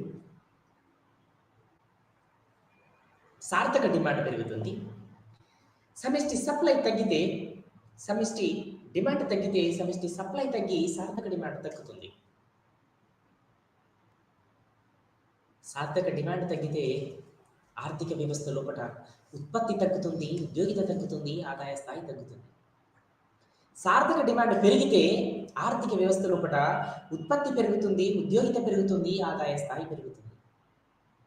ఈ మూడు అంశాలు కూడా సార్థక డిమాండ్ భావనతోటి ఇంటర్లింక్ అయి ఉంటాయి. అంటే సాధారణంగా సమగ్ర డిమాండ్ ఫలం లేదా సమగ్ర డిమాండ్ ధర అని, సమగ్ర సప్లైని సమగ్ర సప్లై ధర అని, లేదా సమగ్ర సప్లై ధర అని, సమగ్ర సప్లై ఫలం అని, లేదా సమగ్ర సప్లై ధర అని, మరి వివిధ ఉత్పత్తి కారకాల ఉపయోగించి ఉత్పత్తి చేసినటువంటి, తయారు చేసినటువంటి వస్తువు రాశి. అంటే సాధారణంగా ఇక్కడ ఉత్పత్తిదారులు ఆశించినటువంటి లాభాలను సమగ్ర డిమాండ్ ధర అని చెప్పడం జరుగుతుంది. అంటే ఇక్కడ మనం సమగ్ర సప్లై పెరుగుతుంటే లాభాలు పెరుగుతాయి, పెట్టుబడి పెరుగుతుంది, ఉద్యోగిత పెరుగుతుంది. సమగ్ర డిమాండ్ సమగ్ర సప్లైకి సమానమయ్యే వరకు ఉద్యోగిత పెరుగుతూనే వస్తుంది. ఇక్కడ ఏంటి గుర్తుపెట్టుకోవాలి, సమగ్ర డిమాండ్ సమగ్ర సప్లైకి సమానమయ్యేంత వరకు ఉద్యోగిత పెరుగుతూనే ఉంటుంది. ఈ రెండు సమానమైన స్థితిని సమతుల్యం అంటారు. ఇది ఆర్థిక వ్యవస్థలో సమతుల్య స్థాయిని, ఉద్యోగిత మరియు ఆదాయాల స్థాయిని ప్రభావితం చేస్తుంది, నిర్ణయిస్తుంది. సమిష్టి డిమాండ్ ఫలం పెరిగినప్పుడు సమిష్టి సప్లై ఫలం పెరుగుతుంది. సమిష్టి సప్లై ఫలం పెరిగినప్పుడు సార్థక డిమాండ్ పెరుగుతుంది. సార్థక డిమాండ్ పెరిగినప్పుడు మరి ఉత్పత్తి పెరుగుతుంది, ఉద్యోగిత పెరుగుతుంది, ఆదాయ స్థాయి పెరుగుతుంది. సాధారణంగా సమిష్టి సప్లై అనేది అంకెలలో మనం చూస్తున్నట్లయితే ఇక్కడ సాధారణంగా 205 నుంచి 220కి, 220 నుంచి 230కి, 230 నుంచి 245కి, 245 నుంచి 265కి, 265 నుంచి 280కి, 280 నుంచి 295కి మరి సమిష్టి సప్లై పెరిగినప్పుడు అదేవిధంగా సమిష్టి డిమాండ్ కూడా పెరుగుతూ వచ్చింది. ఎలా పెరుగుతూ వచ్చింది? 230, 240, 250, 260, 270, 280, 290గా. అంటే ఇక్కడ సాధారణంగా మనం చూసినప్పుడు 280 అనేది అయితే ఎక్కడైతే సమిష్టి సప్లై ఉందో అక్కడనే సమిష్టి డిమాండ్ కూడా 280 అయినప్పుడు ఉద్యోగిత స్థాయి అనేది కూడా పెరుగుతూ వచ్చింది. ఎలా పెరుగుతూ వచ్చింది? 20, 25, 30, 35, 40, 45, 50. అంటే ఇక్కడ సమగ్ర సప్లై, సమిష్టి డిమాండ్, సమగ్ర సప్లై, సమగ్ర డిమాండ్ రెండు సమానమైంది. ఎక్కడ అంటే 280 దగ్గర ఇవి రెండు కూడా సమానమైన దగ్గర ఉద్యోగిత స్థాయి ఎంత ఉంది అంటే 45% ఉంది, 45 స్థాయి ఉంది. అంటే ఇవి రెండు కూడా ఏమవుతుంది అంటే అప్పుడు లాభం అనేది కోట్లలో ఎలా ఉంటుంది అంటే జీరోగానే ఉంటుంది. ఈ విధంగా మరి సమిష్టి డిమాండ్ ఫలం, సమిష్టి సప్లై ఫలం, సమిష్టి డిమాండ్ రేఖ, సమిష్టి supply Rekha both increases from left to right upwards. రెండు కూడా మనకు ఎడమ నుండి కుడికి పైకి వాలుతాయి, పైకి పెరుగుతాయని మనం చెప్పుకోవచ్చు. అంటే సాధారణంగా ఇక్కడ డిమాండ్ అనేది, సప్లై అనేది మరి వినియోగ వస్తువుల డిమాండ్ పైన, మరి పెట్టుబడి వస్తువుల డిమాండ్ పైన, మరి ప్రభుత్వ ఖర్చుల పైన, ఎగుమతులు దిగుమతుల పైన, వాటి యొక్క నికర విలువ పైన ఆధారపడి ఉంటుంది. అంటే వినియోగ వస్తువులు డిమాండ్ వ్యక్తుల యొక్క ఆదాయం, వినియోగం ప్రవృత్తిపై ఆధారపడి ఉంటుంది. అదేవిధంగా వినియోగ ప్రవృత్తి కూడా సమిష్టి డిమాండ్ ప్రభావితం చేస్తుంది.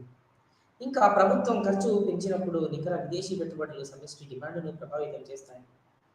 సమిష్టి డిమాండ్లో భాగమైనటువంటి పెట్టుబడి ఫలం అత్యధిక ప్రాధాన్యత కలిగి ఉంటుంది. సమగ్ర డిమాండ్ ఫలం పెరిగినప్పుడు మరి ఇక్కడ ఉత్పత్తి మొదలైన సామర్థ్యం, వడ్డీ రేటు, పెట్టుబడి వస్తువు సప్లైల ధరలు కూడా పెరగడం మొదలవుతాయి. ఈ విధంగా మరి సార్థక డిమాండ్ భావనని మరి సమిష్టి సప్లై, సమిష్టి డిమాండ్ రెండూ కలిసి ప్రభావితం చేస్తూ ఉంటాయి. అంటే ఇక్కడ మనం చూసినప్పుడు మరి సమగ్ర సప్లై కానీ, సమిష్టి సప్లై రేఖ కానీ మరి స్వల్పకాలంలో ఎలా ఉంటుంది, దీర్ఘకాలంలో ఎలా ఉంటుంది అన్నప్పుడు స్వల్పకాలంలో స్వల్పకాలిక సమిష్టి సప్లై రేఖ అనేది ఓ ఎక్స్ అక్షానికి సమాంతరంగా ఉంటుంది. ఓ ఎక్స్ అక్షం పైన ఆదాయం కానీ, ఉద్యోగిత కానీ, ఓ వై అక్షం పైన సమిష్టి సప్లైని కానీ మనం చూపించినప్పుడు ఇక్కడ ఓపి ధర రేఖ అన్నది ఏం చెప్తుంది అంటే సమగ్ర సప్లై రేఖ ఓ ఎక్స్ అక్షానికి సమాంతరంగా ఉంది అని చెప్తుంది. హారిజంటల్ స్లోప్, హారిజంటల్ స్లోప్ అంటే ఇది సమిష్టి సప్లై రేఖ ఎప్పుడు స్వల్పకాలంలో మాత్రమే. ఇక మరి దీర్ఘకాలంలో సమిష్టి సప్లై రేఖ ఎలా ఉంటుంది అంటే వెర్టికల్లీ ఓ ఎక్స్ యాక్సిస్. అంటే ఈ రేఖ ఎడమ నుండి కుడికి పైకి నిటారుగా వై అక్షాన్ని ఆనుకొని పెరుగుతూ వస్తుంది. అంటే కొన్ని సందర్భాలలో ఇక్కడ ఈ రేఖ ఏఎస్ రేఖ అనేది షిఫ్ట్ కూడా అవుతూ ఉంటుంది. ఎలా షిఫ్ట్ అవుతుంది అంటే y1 నుండి ఆదాయం y2కి పెరిగినప్పుడు AS1 నుండి AS2కి ఆదాయ రేఖ పెరుగుతూ వస్తుంది. ఆదాయ రేఖ పెరిగినప్పుడు ఇక్కడ సమిష్టి సప్లై రేఖ కూడా పెరుగుతూ వస్తుంది. అంటే కారణం ఏంటి అసలు? సమిష్టి సప్లై అనేది, సమిష్టి డిమాండ్ అనేది ఒక వ్యక్తి యొక్క ఆదాయ స్థాయిని ప్రభావితం చేస్తూ ఉంటుంది. అంతేకాకుండా ఇంకా సమిష్టి సప్లై రేఖ, మరి సమిష్టి సప్లై రేఖ కూడా ఏం చెప్తుంది అంటే ఇక్కడ ఏఎస్ కరో అంటే ఓ ఎక్స్ యాక్సియం పైన ఆదాయం ఉద్యోగితని, ఓ వై యాక్సియం పైన సమిష్టి సప్లై రేఖని చూపించినప్పుడు సమిష్టి సప్లై రేఖ అన్నది ఎడమ నుండి కుడికి పైకి వాలుతూ ఉంటుంది, పైకి పెరుగుతూ ఉంటుంది. అదేవిధంగా మరి ఈ అగ్రిగేట్ సప్లై కర్వ్ అనేది మరి ఎడమ నుండి కుడికి వాలి ఉన్నప్పుడు దాని యొక్క దశ అన్నది ఏఎస్ కర్వ్ రేఖగా ఉంటుంది. AS1 నుండి AS2కి షిఫ్ట్ అవుతుంది. అప్పుడు కారణం ఏంటి అంటే ఇక్కడ y1 నుండి y2కి ఆదాయ స్థాయి పెరుగుదలనే చూపిస్తూ వస్తున్నాం. మరి ఈ అంశాన్ని దృష్టిలో పెట్టుకొని కీన్స్ ప్రతిపాదించినటువంటి కీన్స్ ఆదాయ ఉద్యోగిత సిద్ధాంతంలోని భాగమే సమిష్టి సప్లై ఫలం, సమిష్టి సప్లై రేఖ, సమిష్టి సప్లై కాన్సెప్ట్. అంటే కీన్స్ యొక్క ఉద్యోగిత సిద్ధాంతం లేకుండా సమిష్టి డిమాండ్ కానీ, సమిష్టి సప్లైని కానీ మనం ఊహించుకోలేము. అందుకే ఈ రెండు అంశాలని కూడా మనం చర్చించాలి అంటే కీన్స్ యొక్క భావనలు, కీన్స్ యొక్క ప్రతిపాదనలు, కీన్స్ యొక్క సిద్ధాంతాలు, కీన్స్ యొక్క మరి గ్రంథాలు, వాటి యొక్క ప్రాధాన్యత ఎలా ఉంది అని మనం తెలుసుకోవాలి. కీన్స్ ఉద్యోగిత సిద్ధాంతం సమగ్ర డిమాండ్, అందులో భాగమైనటువంటి పెట్టుబడి, ప్రభుత్వ ఖర్చులు ప్రాధాన్యత కలిగి ఉంటాయి. అంటే సమగ్ర డిమాండ్ పెరగడం వలన ఉద్యోగిత ఆదాయం పెరుగుతుంది. కీన్స్ ఉద్యోగిత ఆదాయ సిద్ధాంతాన్ని డిమాండ్ సైడ్ సిద్ధాంతం అంటారు. అదే మరి ఇక్కడ ఈ సప్లైని ఇక్కడ ప్రభావితం చేయడం వల్ల సప్లై సైడ్ సిద్ధాంతం అని కూడా చెప్పుకోవచ్చు. అంటే ఇక్కడ డిమాండ్ సైడ్ ఎక్కువగా ఉంటే డిమాండ్ సిద్ధాంతం అని, సప్లై సైడ్ ఎక్కువగా ఉంటే సప్లై సైడ్ సిద్ధాంతం అని మనం చెప్పుకోవచ్చు. అయితే వై రేఖ అనేది సి ప్లస్ ఎస్గా చూస్తూ ఉంటాం. Y is equal to C plus ఎస్గా చూస్తూ ఉంటాం. S is equal to Y minus సిగా చూస్తూ ఉంటాం. C is equal to Y minus ఎస్గా చూస్తూ ఉంటాం. అంటే ఎప్పుడైతే సార్థక డిమాండ్ అనేది లోపిస్తుందో ఆర్థిక వ్యవస్థలో, ఎప్పుడైతే సార్థక డిమాండ్ అనేది ఆర్థిక వ్యవస్థలో లోపిస్తుందో, సార్థక డిమాండ్ లోపించినప్పుడు మరి ప్రతికూల పరిస్థితులు అనేటివి ఆర్థిక వ్యవస్థలో ఏర్పడతాయి అంటాడు కీన్స్. కాబట్టి ఈ ప్రతికూల పరిస్థితులను అధిగమించాలి అంటే నిరంతరం కూడా ధరల స్థిరీకరణ జరగాలి, ద్రవ్యోల్బణం నియంత్రణలో ఉండాలి, సమిష్టి సప్లై జరుగుతూ ఉండాలి, జాతీయ ఆదాయంలో పెరుగుదల జరుగుతూ ఉండాలి, ఉత్పత్తి ప్రక్రియలో పెరుగుదల జరుగుతూ ఉండాలి, ఉత్పత్తి రంగం పటిష్టమైనటువంటి రంగంగా ఉండాలి. ఇవన్నీ కూడా పటిష్టవంతంగా ఉండాలి అంటే ప్రభుత్వం పటిష్టవంతంగా ఉండాలి. ప్రభుత్వం పటిష్టవంతంగా ఉంటే ఒక పటిష్టవంతమైనటువంటి విధానాన్ని అవలంబిస్తుంది. పటిష్టవంతమైన విధానాన్ని అవలంబించడం ద్వారా మరి సమిష్టి డిమాండ్, సమిష్టి సప్లైలు అవి మనం అందరం ఊహించిన మేరకు ప్రతిఫలాలని ఇస్తాయి. కీన్స్ దృష్టిలో ఒకట మరి సమిష్టి సప్లై రేఖ అన్నది ఓ ఎక్స్ అక్షానికి సమాంతరంగా ఉంటుంది స్వల్పకాలంలో. ఓ ఎక్స్ అక్షం పైన ఆదాయాన్ని, ఉద్యోగితని, ఓ వై అక్షం పైన సమిష్టి సప్లై రేఖని, మరి ఓపి ధర రేఖగా చూపించుకున్నప్పుడు సమిష్టి సప్లై రేఖ హారిజంటల్లీ ఓ ఎక్స్ యాక్సిస్ అంటారు. అంటే ఎక్స్ అక్షానికి సమాంతరంగా పెరుగుతూ ఉంటుంది సమిష్టి సప్లై రేఖ స్వల్పకాలంలో. మరి దీర్ఘకాలంలో ఎలా ఉంటుంది అంటే vertically O X axis, O X అక్షానికి వై అక్షానికి నిటారుగా పెరుగుతూ వస్తుంది. కొన్ని సందర్భాలలో ఆదాయం పెరిగినప్పుడు అగ్రిగేట్ సప్లై కర్వ్ కూడా పెరుగుతూ ఉంటుంది. Y1 నుండి ఆదాయం Y2కి పెరిగింది అనుకుందాం. Y1 నుండి ఆదాయ స్థాయి Y2కి పెరిగినప్పుడు ఏమవుతుంది? అగ్రిగేట్ సప్లై 1 నుండి 2కి షిఫ్ట్ అవుతూ ఉంటుంది. రేఖ కూడా షిఫ్ట్ అవుతూ ఉంటుంది. అదేవిధంగా అలాగే సమిష్టి డిమాండ్ రేఖలో మార్పులు వచ్చినప్పుడు, సమిష్టి సప్లైలో మార్పులు వచ్చినప్పుడు సార్థక డిమాండ్లో కూడా మార్పులు వస్తాయి. అయితే ఇక్కడ మనం గుర్తుపెట్టుకోవాల్సిన ఇంకొక అంశం ఏంటి అంటే మరి సమిష్టి సప్లై రేఖలో ఎటువంటి మార్పులు వస్తూ ఉంటవి, ఈ విధంగా షిఫ్ట్ అవుతూ ఉంటుంది. అంటే ఈ విధంగా షిఫ్ట్ అవుతూ ఉంటుంది ఉత్పత్తి ఉద్యోగితల ఆధారంగా, సమగ్ర సప్లై, సమగ్ర డిమాండ్ల ఆధారంగా సార్థక డిమాండ్ భావన అనేది ఉంటుంది. మరి సార్థక డిమాండ్ భావన ప్రభావితం చేసేటువంటి అంశాలు ఏమైనా ఉన్నాయా అంటే సమిష్టి సప్లైలు, సమిష్టి డిమాండ్లు. మరి సమిష్టి సప్లై అనేది దేనికి చేత ప్రభావితం చేయబడుతుంది అంటే మొత్తం వస్తు రాశి, ఆర్థిక వ్యవస్థలో ఉన్నటువంటి మొత్తం వస్తు రాశి చేత ప్రభావితం చేయబడుతుంది. అంటే సాధారణంగా సమగ్ర సప్లై కంటే సమగ్ర డిమాండ్ ఎక్కువగా ఉన్నట్లయితే, సమగ్ర సప్లై కంటే సమిష్టి సప్లై కంటే సమగ్ర డిమాండ్, సమిష్టి డిమాండ్ ఎక్కువగా ఉన్నట్లయితే ఉత్పత్తిదారులకి లాభాలు వస్తుంటాయి, లాభాలు పెరుగుతుంటాయి. లాభాలు పెరిగిన కొద్దీ ఏమవుతుంది? పెట్టుబడి పెరుగుతుంది, ఉద్యోగిత కూడా పెరుగుతుంది. ఇక్కడ మనం గుర్తుంచుకోవాల్సినటువంటి అంశం సమిష్టి సప్లైకి ఇక్కడ ఇంత ప్రాధాన్యత ఎందుకు ఉంది అంటే సమిష్టి సప్లై పెరుగుతున్నప్పుడు, సమిష్టి సప్లై కంటే సమగ్ర డిమాండ్ ఎక్కువగా ఉన్నంత కాలం మరి ఉత్పత్తిదారుడికి లాభాలు పెరుగుతూ ఉంటాయి. లాభాలు పెరిగినప్పుడు ఉద్యోగిత పెరుగుతుంది, ఉత్పత్తి పెరుగుతుంది, ఆదాయాలు పెరుగుతాయి. మరి లాభాలు పెరిగిన కొద్దీ అప్పుడు సప్లై సమానం అవుతున్నప్పుడు, సమగ్ర డిమాండ్ అనేది సమగ్ర సప్లైకి సమానం అవుతున్నప్పుడు ఉద్యోగిత స్థాయిలో మరి సమతుల్యం అనేది ఏర్పడుతూ ఉంటుంది. అంటే ఈ రెండు సమగ్రమైన చోట, ఈ రెండు సమానమైన చోట సార్థక డిమాండ్ భావన ఏర్పడుతుంది. దానిని సమతుల్య స్థితి అంటారు. దానిని మనం ప్రభావితం చేసేటువంటిది. అంటే ఇక్కడ ఎలా ప్రభావితం చేస్తుంటుంది మరి?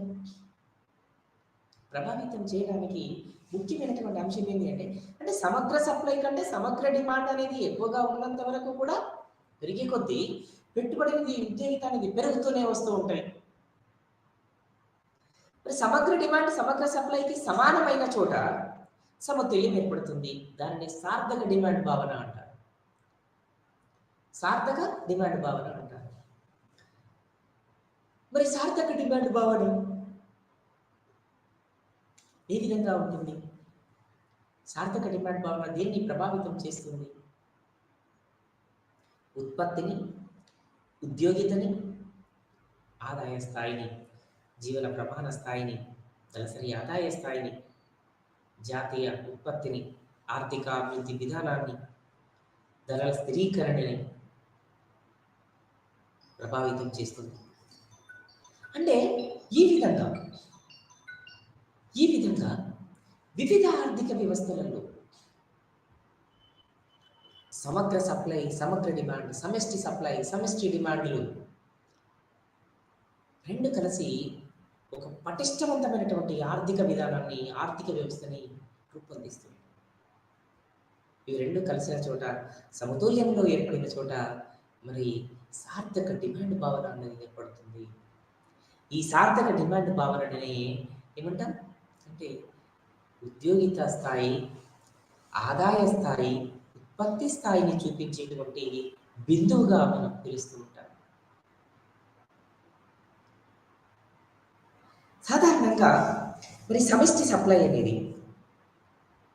పెరుగుతున్నప్పుడు ఉత్పత్తిదారులకు లాభాలు పెరుగుతాయి. ఎప్పుడైతే ఉత్పత్తిదారులకి లాభాలు పెరుగుతాయో వచ్చినటువంటి లాభాలను ఉత్పత్తిదారుడు, పెట్టుబడిదారుడు, వ్యవస్థాపకుడు, నిర్వాహకుడు ఏం చేస్తాడు? తిరిగి మళ్ళీ పెట్టుబడి చేస్తాడు, రీఇన్వెస్ట్మెంట్. అయితే లాభాలు పెరుగుతున్నవి అంటే దాని అర్థం ఏంటిది అంటే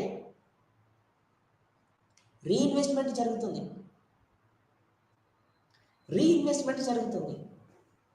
మరి రీఇన్వెస్ట్మెంట్ జరుగుతుంది అంటే అర్థమైనది అంటే పెట్టుబడి జరుగుతుంది, పెట్టుబడి పెరుగుతుంది అంటే ఉత్పత్తి పెరుగుతుంది అంటే ఉద్యోగిత పెరుగుతుంది అంటే ఆదాయ స్థాయిలలో మార్పులు వస్తాయి, ఆదాయ స్థాయిలో పెరుగుదల కనిపిస్తూ ఉంటుంది.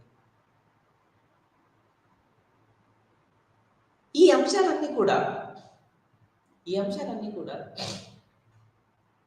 జాతీయ ఆదాయ స్థాయిని, ఉత్పత్తి స్థాయిని, ఉద్యోగిత స్థాయిని ప్రభావితం చేసేవి. కీన్స్ యొక్క అభిప్రాయంలో, కీన్స్ యొక్క సిద్ధాంతంలో మామూలుగా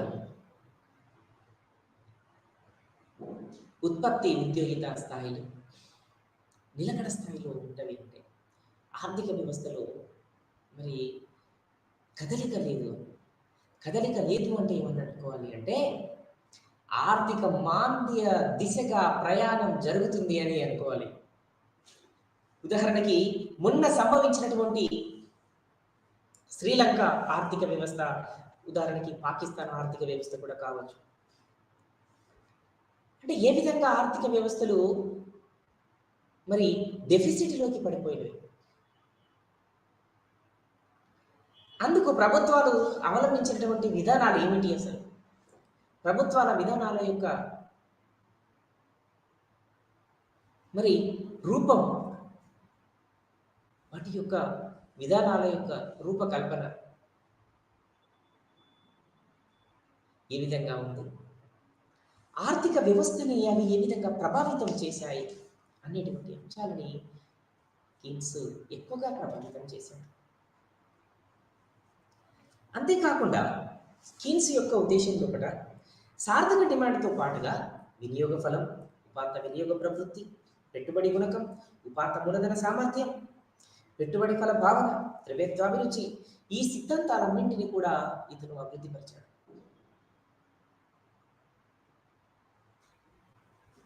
కీన్స్ కీన్స్ తన యొక్క గ్రంథంలో సార్థక డిమాండ్ లోపించడం వలన ఆర్థిక మాంద్య పరిస్థితులు ఏర్పడతాయి అన్నాడు. మరి సార్థక డిమాండ్ లోపించకుండా ఉండాలి అంటే ఏం కావాలి అన్నాడు? సమిష్టి డిమాండ్లో పెరుగుదల ఉండాలి నిరంతరం, సమిష్టి సప్లైలో పెరుగుదల ఉండాలి నిరంతరం. మరి ఇవి రెండింటిలో పెరుగుదల లేకపోతే ఆర్థిక వ్యవస్థ ఏ విధంగా పటిష్టవంతమైనటువంటి ఆర్థిక విధానాన్ని అవలంబిస్తుంది? నెవర్. ఊహించుకోలేదు. మరి మనం ఊహించుకోలేమంటే ఏమనుకోవాలి? ఆర్థిక మాంద్య పరిస్థితులు ఇంకా దగ్గరకి చేరువవుతున్నవి అని మనం భావించుకోవచ్చు. కాబట్టి కీన్స్ ఆర్థిక అభివృద్ధిలో కూడా నిలకడ అనేది ఉండొద్దు, నిరంతరం కూడా ఆర్థికాభివృద్ధిలో మార్పు జరుగుతూ ఉండాలి, పెరుగుతూ ఉండాలి. ఉత్పత్తి స్థాయి పెరుగుతూ ఉండాలి, ఆదాయ స్థాయి పెరుగుతూ ఉండాలి, ఉద్యోగిత స్థాయి పెరుగుతూ ఉండాలి, ఉత్పత్తి స్థాయి పెరుగుతూ ఉండాలి అంటాడు. అందుకే ఇక్కడ సాంప్రదాయకవాదులకి ఆధునికవాదులకి మనం చాలా సందర్భాలలో ఉన్నటువంటి తేడా ఏందో చెప్పుకున్నాం. సాంప్రదాయ అర్థశాస్త్రవేత్తలు ఎక్కువగా పొదుపు చేయండి అంటారు. మరి ఆధునిక ఆర్థిక వ్యవస్థలు ఎక్కువగా ఖర్చు చేయండి, ఎక్కువగా మరి ఉత్పత్తి రంగాన్ని బలపరచండి అంటే, ఉత్పత్తి రంగాన్ని బలపరచాలి అంటే ఏం కావాలి? మనం ఎక్కువగా వినియోగం చేయాలి, మనం ఎక్కువగా ఖర్చు చేయాలి. మనం ఎక్కువ వినియోగం చేస్తే ఏమవుతుంది? ఎక్కువగా ఖర్చు జరుగుతుంది, ఎక్కువ ఎక్స్పెన్సెస్ అవుతాయి. దాని ద్వారా ఏమవుతుంది అంటే ఉత్పత్తి కారకాల యొక్క ధరలు పెరుగుతాయి, మరి ఉత్పత్తి వస్తువుల యొక్క ధరలు పెరుగుతాయి, ఉత్పత్తిదారునికి ఎక్కువగా లాభాలు చేకూరుతాయి. ఉత్పత్తిదారునికి లాభాలు చేకూరడం ద్వారా ఏం జరుగుతుంది మరి అంటే ఉత్పత్తిదారుడు వచ్చినటువంటి లాభాలను తిరిగి మళ్ళీ రీఇన్వెస్ట్మెంట్ చేస్తాడు, మళ్ళీ పెట్టుబడిగా మారుస్తాడు.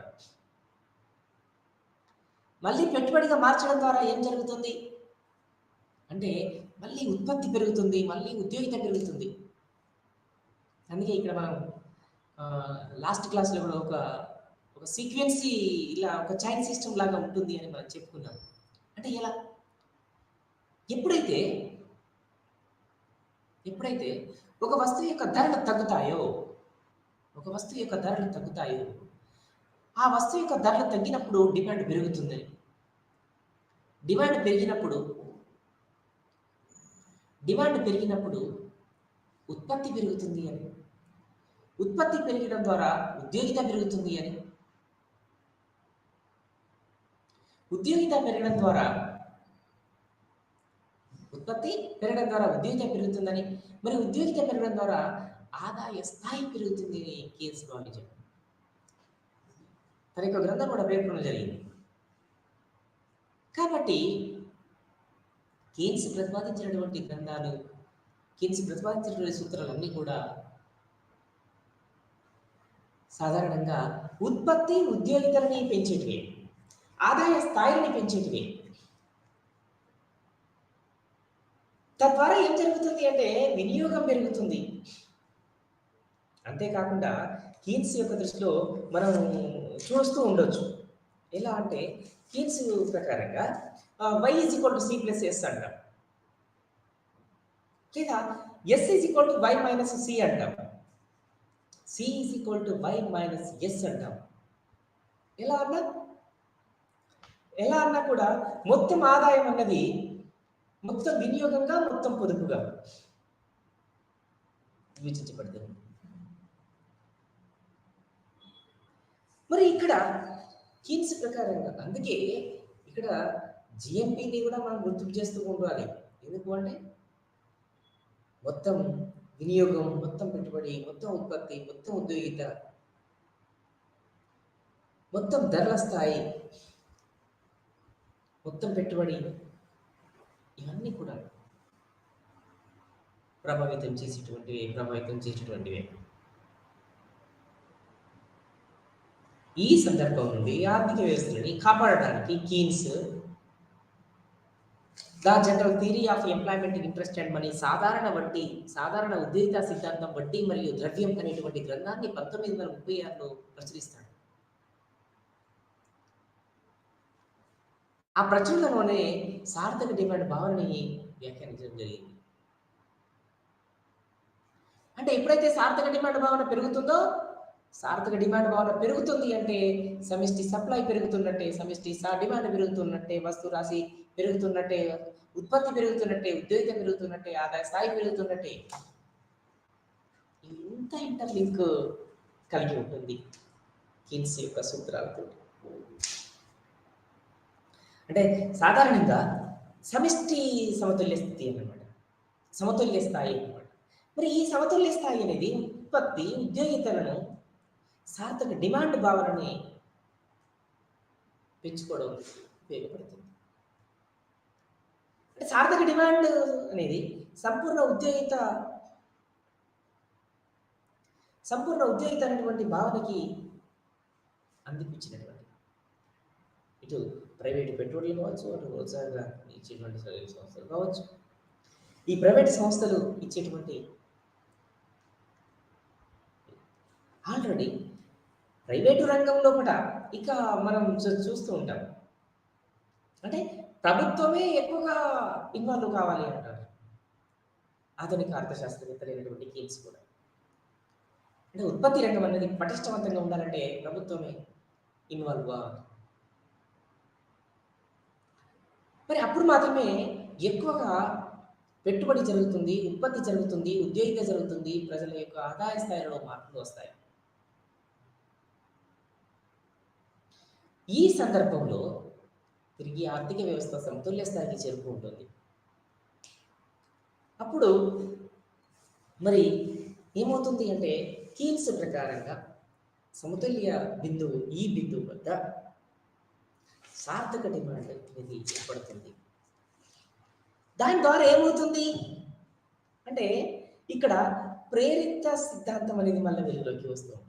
కాబట్టి సమిష్టి డిమాండ్లో కూడా వినియోగపు డిమాండ్ మరియు పెట్టుబడి డిమాండ్, ప్రభుత్వ పెట్టుబడి మరియు ఈ ఖర్చులు అన్నీ కలిసి ఉంటాయి. అదే వినియోగ డిమాండ్ వ్యక్తులు ఆదాయ ప్రభుత్వ పెట్టుబడి మరియు ఖర్చు చేసేవలసి ఉంటుంది. వినియోగ డిమాండ్ వ్యక్తుల ఆదాయ స్థాయి వినియోగ ప్రవృత్తులపై ఆధారపడి ఉంటుంది. అదేవిధంగా ప్రైవేట్ వ్యక్తులు ద్రవ్య సప్లై, ద్రవ్యానికి గల డిమాండ్, ద్రవ్యత రుచి ఇవన్నీ కూడా మరి ఆదాయ ఉద్యోగిత ప్రభావితం చేసేటివి.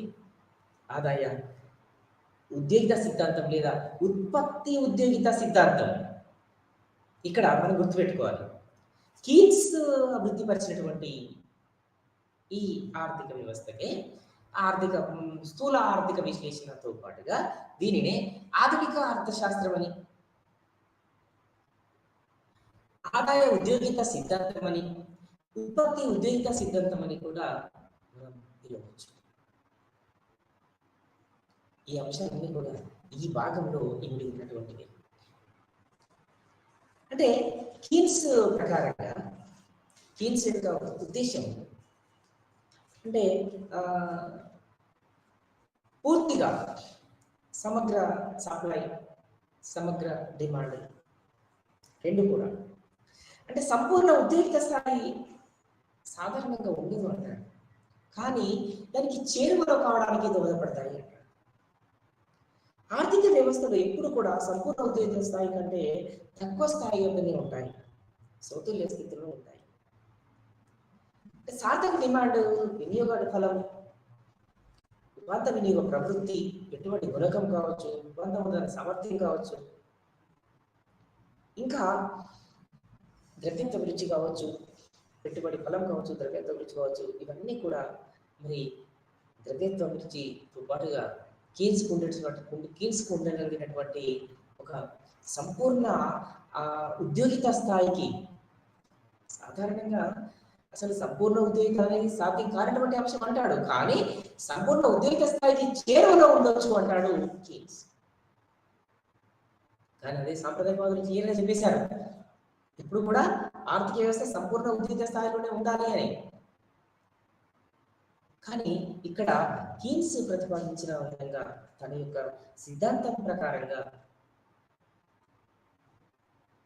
తన యొక్క సిద్ధాంతంలో అతను విపులీకరించినటువంటి అంశం ఆధారంగా ఎప్పుడైతే పెట్టుబడి పెరుగుతుందో, ఎప్పుడైతే ఉద్యోగిత పెరుగుతుందో అప్పుడు ఆదాయ స్థాయి పెరుగుతుంది. ఎప్పుడైతే పెట్టుబడి పెరుగుతుందో, ఎప్పుడైతే సమిష్టి సప్లై పెరుగుతుందో అప్పుడు ఉత్పత్తిదారుడికి పెద్ద మొత్తంలో కూడా లాభాలు చేకూరుతాయి. మనం చాలా గుర్తుపెట్టుకోవాలి. ఈ లాభాలు చేకూరుతున్నాయి పెట్టుబడిదారుడికి అంటే లాభాలు వచ్చినటువంటి లాభాన్ని తిరిగి మళ్ళీ రీఇన్వెస్ట్మెంట్ చేస్తూ ఉంటాడు. మనం ఈ మధ్య కాలంలో చాలా మంది ఆర్థిక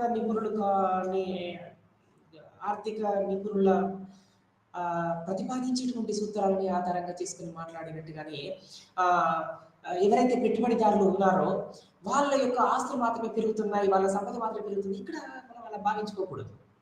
ఎందుకు భావించుకోకూడదు? మరి అలా భావించుకోకుండా ఉండాలి అంటే తిరిగి 1991 ఒక మరి ఆర్థిక విధానాన్ని మనం తెర మీదకి తీసుకురావాలి. బిఫోర్ 1991 ఆర్థిక విధానం ఎలా ఉంది, అసలు ఆర్థిక విధానం అలా ఉండడానికి కారణాలు ఏ విధంగా ఉన్నవి, మరి ప్రభుత్వం ఏ మేరకు అక్కడ సక్సెస్ అయింది అంటే భారత ఆర్థిక వ్యవస్థ ఎదుర్కొన్నటువంటి పరిస్థితులు ఏంటిది 1991 పూర్వం అంటే ఇక ఉదాహరణకి మన ఆర్థిక వ్యవస్థతో పాటుగా మన ఆర్థిక వ్యవస్థని కూడా మనం అప్లై చేసుకోవచ్చు. అంటే పెట్టుబడి పెరుగుతుంది అంటే లాభాలు పెరుగుతున్నాయి అంటే ఏం చేస్తారు ఉత్పత్తిదారులు అంటే తిరిగి మళ్ళీ రీఇన్వెస్ట్మెంట్ చేస్తారు. రీఇన్వెస్ట్మెంట్ జరుగుతుంది అంటే ఏమన్నట్టు ఇక్కడ మనం భావించుకోవాలి అంటే ఉత్పత్తి పెరుగుతుంది, ఉద్యోగిత పెరుగుతుంది. ఉత్పత్తి ఉద్యోగిత రెండు పెరుగుతున్నాయంటే ప్రజల యొక్క ఆదాయ స్థాయి కూడా పెరుగుతుంది. ఈ అంశాలతోటి సంబంధం లేకుండా పెట్టుబడిదారులు అయినటువంటి వాళ్ళ యొక్క ఆదాయాలు పెరుగుతున్నాయి, వారికి వచ్చేటువంటి లాభాలే పెరుగుతున్నాయి అంటే లాభాలు పెరుగుతాయి. పెట్టుబడి పెట్టినప్పుడు లాభాలు పెరగడం అనేది సహజం. అది కొన్ని సందర్భాల్లో నష్టాలు కూడా రావచ్చు. మరి నష్టాలు వచ్చినప్పుడు కూడా ప్రభుత్వాలు ఆయా సంస్థలకి ఆయా పెట్టుబడిదారులకి చేయకపోవచ్చు. అది ప్రభుత్వం యొక్క విధానం పైన ఆధారపడి ఉంటుంది. కానీ కొన్ని సందర్భాలలో వాళ్ళు ఊహించిన కంటే ఎక్కువ లాభాలు కూడా రావచ్చు పెట్టుబడి పెట్టినప్పుడు. అప్పుడు ఏం జరుగుతుంది అంటే ఇక్కడ మనం ఈ మధ్య కాలంలో మన ఆర్థిక వ్యవస్థలో చోటు చేసుకున్నటువంటి అంశాలని మనం అప్లై చేసుకున్నప్పుడు ఇందుకు అసలు మెయిన్ రీజన్స్ ఏంటి, అసలు కారణాలు ఏంటి అంటే వాళ్ళు ఉత్పత్తిదారులు కావచ్చు, పెట్టుబడిదారులు కావచ్చు, వాళ్ళు ఎవరైనా కావచ్చు, ఇక్కడ మనకి వాటితో సంబంధం లేదు. కానీ వాళ్ళు పెట్టుబడి పెట్టడం అనేది అవసరం. ఎందుకు అవసరం? మిశ్రమ ఆర్థిక విధానాన్నే మనం 1951 నుండి అవలంబిస్తూ వస్తున్నాం. మరి మిశ్రమ ఆర్థిక విధానం అంటే ఏంటి అసలు అంటే ప్రైవేటు భాగస్వామ్యం కూడా ఉండడం. ఇక్కడ తిరిగి 1991 వరకు మిశ్రమ ఆర్థిక విధానంలో కూడా ప్రభుత్వం ప్రైవేటు రంగాలు రెండు కలిసి సమభాగాలుగా పనిచేస్తూ వచ్చినాయి. కానీ 1991 వచ్చేసరికి ఏమైంది అంటే మనం చూస్తుంటాం సాధారణంగా ఇక్కడ మనం గుర్తుపెట్టుకోవాల్సిన అంశం ఏంటి అంటే ఒక ప్రభుత్వ రంగ సంస్థలో కూడా పనిచేసేటువంటి సందర్భంలో ఆ ప్రభుత్వ రంగ సంస్థ లాభాలు గడిస్తుందా నష్టాలు గడిస్తుందా అనేటువంటి అంశంతో అక్కడ పనిచేసేటువంటి శ్రామికులకి సంబంధం ఉండదు. కానీ అదే ఒక ప్రైవేటు సంస్థలో కూడా పనిచేసినప్పుడు సంస్థ లాభాలలో ఉండడానికే నిరంతరం శ్రామికులు తపన పడుతూ ఉంటారు. ఎందుకు తపన పడతారండి? తపన పడడానికి కారణం ఏంటి ఇక్కడ అంటే వారి యొక్క జీవన విధానం, వారి యొక్క జీవన తలసరి ఆదాయ ప్రమాణ స్థాయి, వారి యొక్క జీవన ప్రమాణ స్థాయి అంతా కూడా ఆ సంస్థ గడించేటువంటి అంటే ఏంటి ఇక్కడ ఆ సంస్థ గడించేటువంటి లాభాల పైన ఆధారపడి ఉంటుంది. అందుకే అప్పుడప్పుడు కొన్ని చర్చలు ఆ నిర్వీర్యము నిరుపయోగంగా మనం భావించుకోవచ్చు. అంటే కొద్దిమంది పెట్టుబడిదారుల యొక్క లాభాలే పెరుగుతున్నాయి, వారి ఆస్తులే రెట్టింపు అవుతున్నవి, వారి ఆదాయాలే పెరుగుతున్నాయి అంటే కీన్స్ యొక్క ఉద్దేశంలో కూడా కీన్స్ ప్రతిపాదించినటువంటి గ్రంథంలో కూడా కీన్స్ ప్రతిపాదించినటువంటి సూత్రాలు థీరీస్ అన్నీ కూడా మరి ఇక్కడ ఏం చెప్తున్నవి? పెట్టుబడి పెట్టినప్పుడు లాభాలు వస్తాయి, నష్టాలు వస్తాయి. ఒకసారి ఊహించబడినటువంటి లాభాలు రావచ్చు, ఒకసారి ఊహించబడినటువంటి నష్టాలు కూడా రావచ్చు. 1991 ప్రకారం ముందు 1991కి ముందు 1991 ఇండస్ట్రియల్ పాలసీ న్యూ ఎకనామిక్ రీఫార్మ్స్కి ముందు మరి ప్రభుత్వ రంగ సంస్థ లోపల పనిచేసేటువంటి శ్రామికులు కావచ్చు, ఉద్యోగులు కావచ్చు, ప్రభుత్వ రంగ సంస్థ పటిష్టంగా బలంగా లాభాలు గడించే విధంగా ఉండడానికి తపన చేస్తారా? కష్టపడి పని చేయడానికి అవకాశం ఉంటుందా? అటువంటి విధానాలను మనం అవలంబిస్తామా? అది సాధ్యమవుతుందా? అది ఊహించుకోగలమా? అదే ఒక ప్రైవేటు రంగ సంస్థలో కూడా మనం పనిచేస్తున్నామంటే నిరంతరం నిత్యం ఆ సంస్థ లాభాలు గడించే విధంగా మనం తపన పడతాం, ఆలోచిస్తాం, పని చేస్తాం.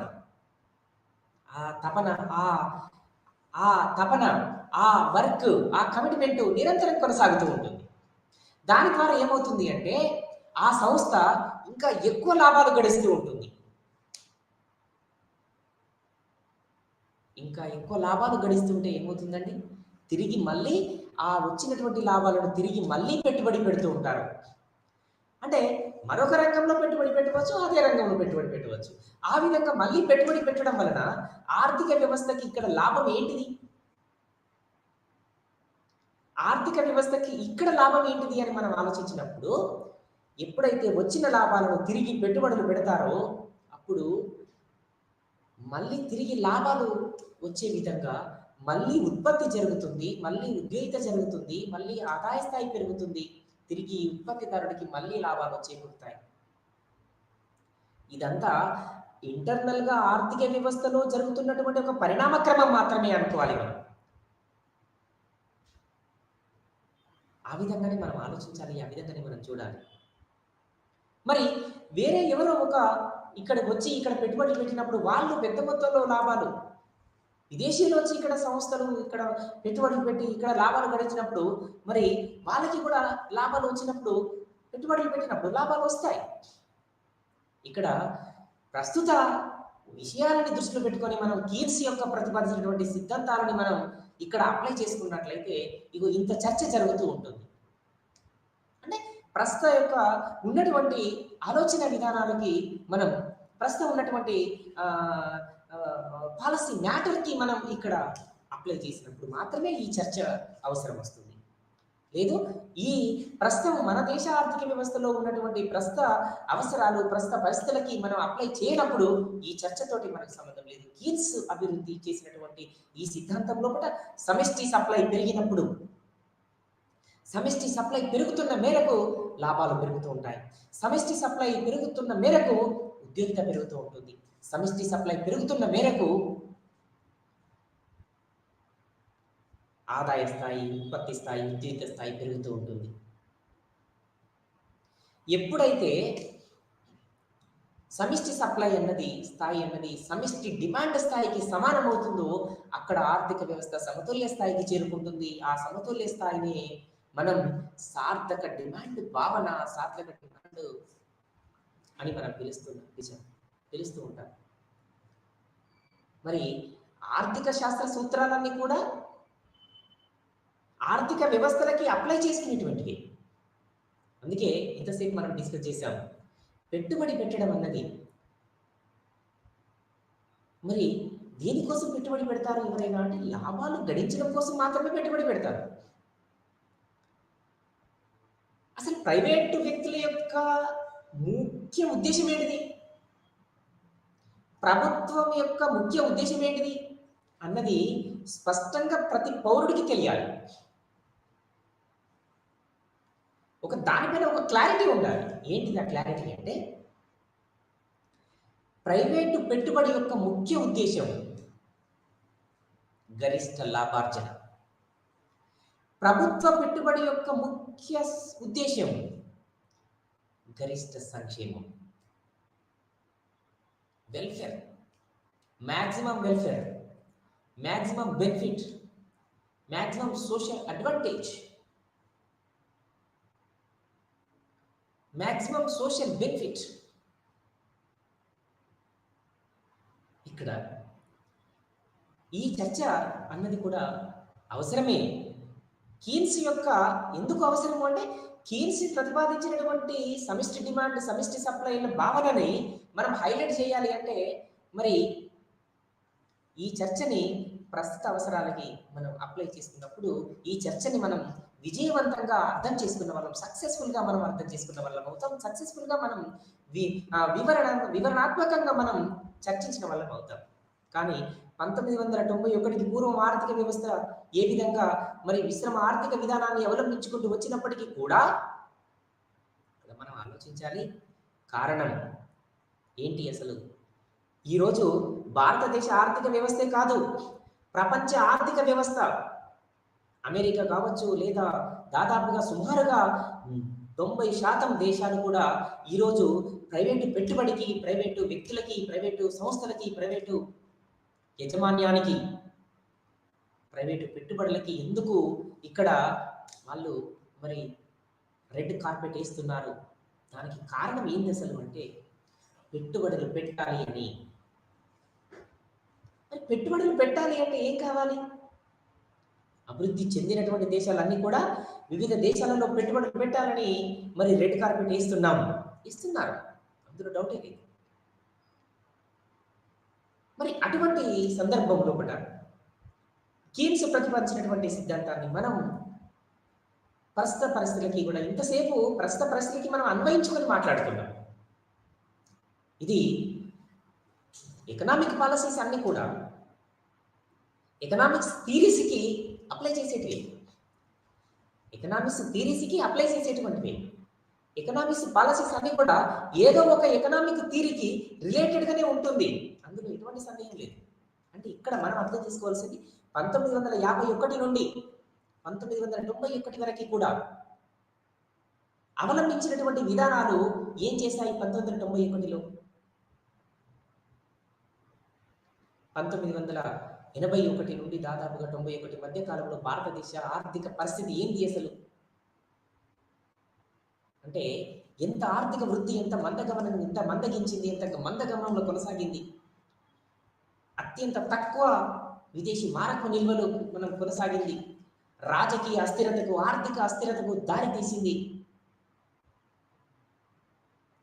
కారణం ప్రైవేటు పెట్టుబడి లోపించడంగానే మనం చూడొచ్చు. మరి తిరిగి ఈరోజు మరి ఆర్థిక వ్యవస్థ మరి ప్రపంచ దేశాలన్నీ కూడా మన ఆర్థిక వ్యవస్థ వైపు చూస్తున్నవి. కారణం ఏంటి అసలు అంటే పెట్టుబడులు పెడుతున్నారు అంటేనే అది గరిష్ట లాభాన్ని ఆర్జించడం కోసం మాత్రమే. అందులో ముఖ్యంగా వాళ్ళ ఉద్దేశం కూడా అదే ప్రభుత్వం పెట్టుబడులు పెడుతుంది అంటే గరిష్ట సంక్షేమం, మ్యాక్సిమం వెల్ఫేర్, మ్యాక్సిమం గరిష్ట లాభం ప్రైవేటు సంస్థలది, ప్రైవేటు వ్యక్తులది, ప్రైవేటు ఎంటర్ప్రెనర్షిప్ది అయితే మరి గరిష్ట సంక్షేమం, మరి మ్యాక్సిమం యూటిలైజేషన్. అంతేకాకుండా సమిష్టి సంక్షేమం భవిష్యత్తు అవసరాల దృష్ట్యా ప్రభుత్వం చేస్తుంది పెట్టుబడి. కాబట్టి సమిష్టి డిమాండ్ భావనని, సమిష్టి సప్లై భావనని, సమిష్టి సప్లై భావనని కూడా సార్థక డిమాండ్ భావనకి అప్లై చేసుకున్నాం. సార్థక డిమాండ్ భావనని మరి మనం అర్థం చేసుకున్న సందర్భంలో కూడా మనలాంటి ఆర్థిక వ్యవస్థలకి కూడా సార్థక డిమాండ్ భావనని అప్లై చేసుకున్నప్పుడు, సమిష్టి సప్లై భావనని అప్లై చేసుకున్నప్పుడు ఏ విధంగా ఉంటుంది? సమిష్టి సప్లై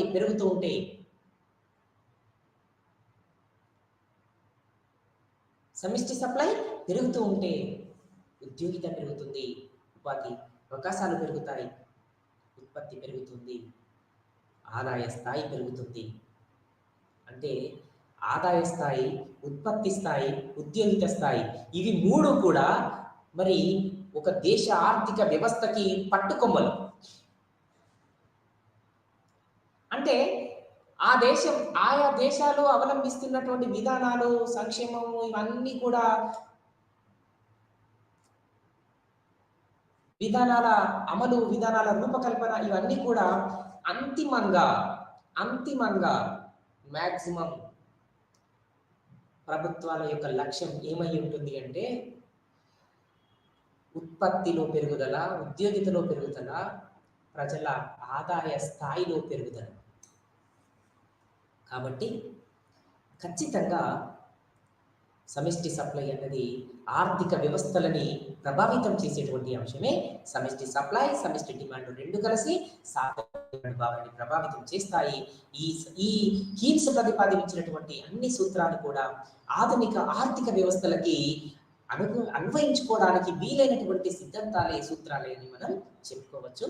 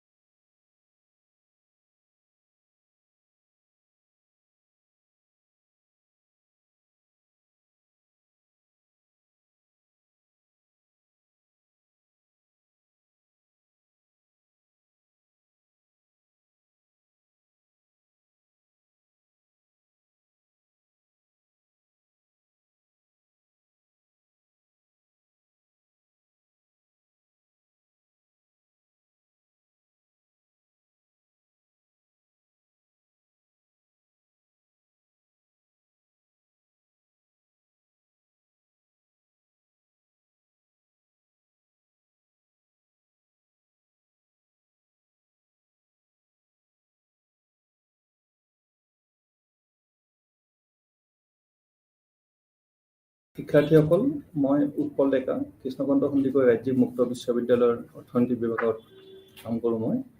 তো মই আজি ইয়াত BOP বেলেঞ্চ অফ পে'মেণ্ট, যিটো অসমীয়াত কোৱা হয় লেনদেনৰ সন্তুলনৰ বিষয়ে কথা পাতিম। তো লেনদেনৰ সন্তুলনৰ ওপৰত কথা পতাৰ আগতে আমি লেনদেনৰ সন্তুলনটো ক'ৰ পৰা আহিল, লেনদেনৰ সন্তুলন আন্তঃৰাষ্ট্ৰীয় বাণিজ্যৰ ক্ষেত্ৰখনৰ লগত কেনেদৰে জড়িত, সেই বিষয়ে যদি আমি আগে গম পাই লওঁ বা কথাখিনি পাতি লওঁ, তেতিয়াহ'লে আমাৰ সুবিধা হ'ব। বৰ্তমান যুগটো হৈছে গ্ল'বেলাইজেশ্যনৰ যুগ, আমি চবেই জানো। তো পৃথিৱীৰ কোনো দেশ আজিৰ ডেটত ক'বলৈ গ'লে ছেল্ফ ডিপেণ্ডেণ্ট বা আত্মনিৰ্ভৰশীল নহয়। কথাটোৰ অৰ্থ এনেকুৱা যে এনে নহয় যে তেওঁলোকে গোটেইখিনি বস্তু, নিজৰ লাগতিয়াল গোটেইখিনি বস্তু নিজে প্ৰডিউচ কৰিব নোৱাৰে। তেওঁলোকে প্ৰডিউচ কৰিব পাৰে, কিন্তু তেওঁলোকে নকৰাৰ কাৰণটো এইটোৱে হ'ল, যেতিয়া বস্তু এটা বা ছাৰ্ভিচ এটা বা বস্তু এটা প্ৰডিউচ কৰিব যায়, তেওঁলোকে উৎপাদন কৰিব যায়, তাত কিছুমান উৎপাদন ব্যয় থাকে। তো এইখিনি কথাতে লগে লগে মই প্ৰডাকশ্যন প্ৰচেছৰ ওপৰত জাষ্ট দুটা কথা কৈ দিছোঁ। প্ৰডাকশ্যন প্ৰচেছ হৈছে এনেকুৱা এটা বস্তু য'ত আউটপুট আৰু ইনপুটৰ সংমিশ্ৰণ এটা ঘটে। ইনপুট আমি দিওঁ, যাৰ ফলত আউটপুট আহে। ইনপুটৰ ভিতৰত আমি ক'ব পাৰোঁ বেছিক ইনপুটছ বা বেছিক ফেক্টৰ্ছ অফ প্ৰডাকশ্যন বুলি ক'লে আমি ক'ব পাৰোঁ লেণ্ড, লেবাৰ, কেপিটেল, অৰ্গেনাইজেশ্যনছ। তাৰপিছত বেলেগ ৰ মেটেৰিয়েলছ আহিব পাৰে, বেলেগো আহিব পাৰে। তো এইবিলাকৰ ওপৰত নিৰ্ভৰ কৰি দেশ এখনে কিছুমান বস্তু প্ৰডিউচ কৰিব পাৰে। এতিয়া প্ৰডাকশ্যন কৰিব যাওঁতে এই বস্তুবিলাক যদি এৰেঞ্জ কৰিব যায়, এই বস্তুবিলাকৰ ওপৰত এভেইলেবিলিটিৰ ওপৰত ডিপেণ্ড কৰি বস্তুটোৰ প্ৰডাকশ্যন খৰচটো নিৰ্ধাৰণ হয়। যিখন দেশত যিটো বস্তু বেছিকৈ থাকে, সেই বস্তুটো সহজতে পোৱা যায়, সহজলভ্য হোৱাৰ কাৰণে বস্তুটোৰ প্ৰডাকশ্যন খৰচটো যথেষ্ট কম হয়। তাৰ ফলত কি হয়, সেই বস্তুটো তাত কম খৰচতে উৎপাদন কৰিব পাৰে। আমি উদাহৰণস্বৰূপে ক'ব পাৰোঁ যে ভাৰত এখন সাধাৰণতে দেশ য'ত লেবাৰটো বা আমি ক'ব পাৰোঁ জনসংখ্যা বেছি ফালৰ পৰা ইয়াত লেবাৰটো খুব চিপ হয়, মানে কম খৰচত আমি লেবাৰ পাব পাৰোঁ। তো লেবাৰ ইউজ কৰি যিখিনি বস্তু আমি প্ৰডিউচ কৰিব পাৰোঁ, সেইখিনি বস্তু যদি আমি প্ৰডিউচ কৰোঁ, তেতিয়াহ'লে সেই বস্তুটো প্ৰডাকশ্যন খৰচটো কম হয়। ইয়াত এটা কথা উনুকিয়াই থ'ব লাগিব, অকল লেবৰেৰে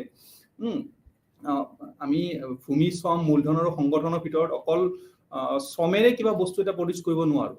আমাক ভূমি, শ্ৰম, মূলধন, সংগঠন, বেলেগ ৰ মেটেৰিয়েলছ, মানে টেকনলজি, এইবিলাক চব লাগিব। এইবিলাক মানে কোনো এটা বস্তু নোহোৱাকৈ কোনো এটা বস্তু প্ৰডিউচ কৰিব নোৱাৰি।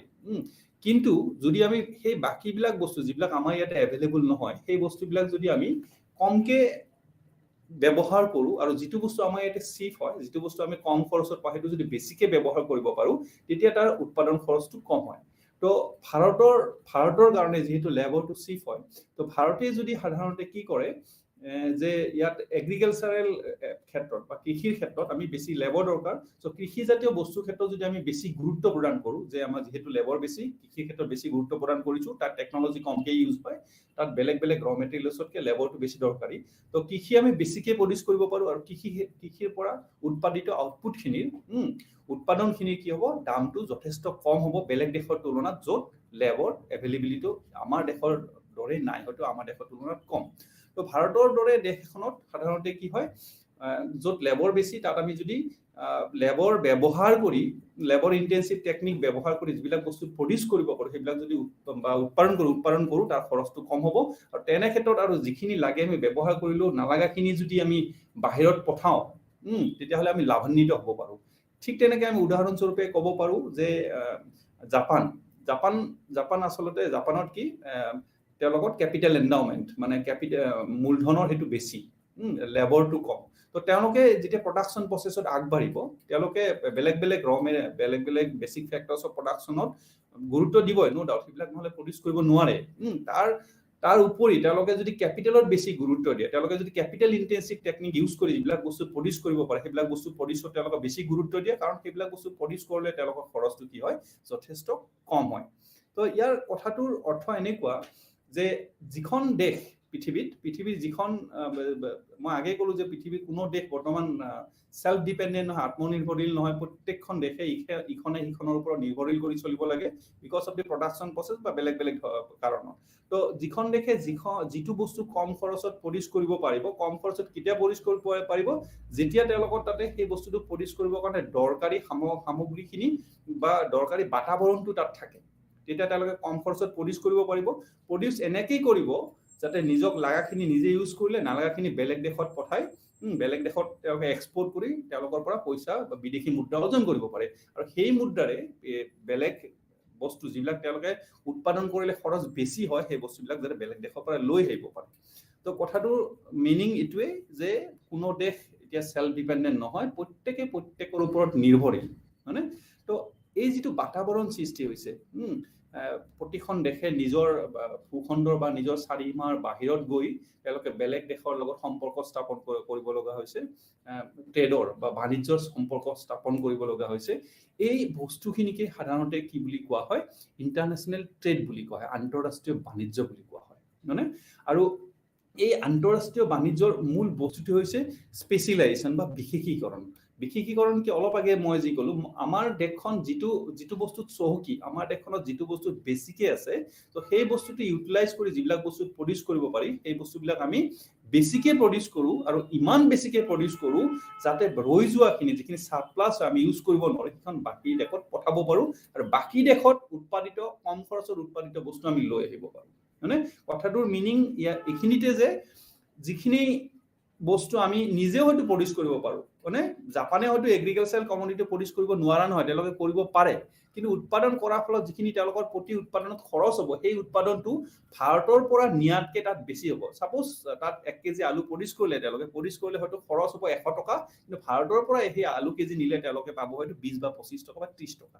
তো তেওঁলোকে বস্তুটো কম খৰচত পাবৰ কাৰণে আৰু মিউচুৱেলি বেনিফিট হ'বৰ কাৰণে তেওঁলোকে আন্তঃৰাষ্ট্ৰীয় বাণিজ্যত বা এক্সপৰ্ট ইম্পৰ্টত ভৰি দিয়ে। তো এইখিনি কথা আন্তঃৰাষ্ট্ৰীয় বাণিজ্য বুলি ক'লে সাধাৰণতে কি বুজো? দুখন বা দুখনতকৈ বেছি দেশৰ মাজত যিটো বাণিজ্য হয়, যিটো ট্ৰেড প্ৰেক্টিচেছ হয়, এক্সপৰ্ট ইম্পৰ্টেড হয়, সেইখিনিক আন্তঃৰাষ্ট্ৰীয় বাণিজ্য বুলি কোৱা হয়। আৰু আজিৰ ডেটত যদি আমি আন্তঃৰাষ্ট্ৰীয় বাণিজ্যক আওকাণ কৰোঁ, পৃথিৱীৰ কোনো দেশ চলিব নোৱাৰে, কাৰণ কোনো দেশ আত্মনিৰ্ভৰশীল নহয় বুলি মই আগেই মেনশ্যন কৰিছোঁ। আৰু এই এক্সপৰ্ট ইম্পৰ্টৰ যিটো ধাৰণা, এই এক্সপৰ্ট ইম্পৰ্ট মানে আমদানি ৰপ্তানি যিটো ধাৰণা, আৰু আমদানি ৰপ্তানিটোৱে আল্টিমেটলি কিটো কণ্ট্ৰল কৰি আছে? গোটেই আন্তঃৰাষ্ট্ৰীয় ইণ্টাৰনেশ্যনেল ট্ৰেড, আন্তঃৰাষ্ট্ৰীয় বাণিজ্য ক্ষেত্ৰখন কণ্ট্ৰল কৰি আছে। এক্সপৰ্ট হৈছে যেতিয়া আমি বস্তু এটা বাহিৰলৈ পঠাওঁ, আমাৰ দেশৰ চাৰিমাহ কচ কৰি বাহিৰলৈ পঠাওঁ, এইটো এক্সপৰ্ট বুলি কোৱা হয়। আৰু বাহিৰৰ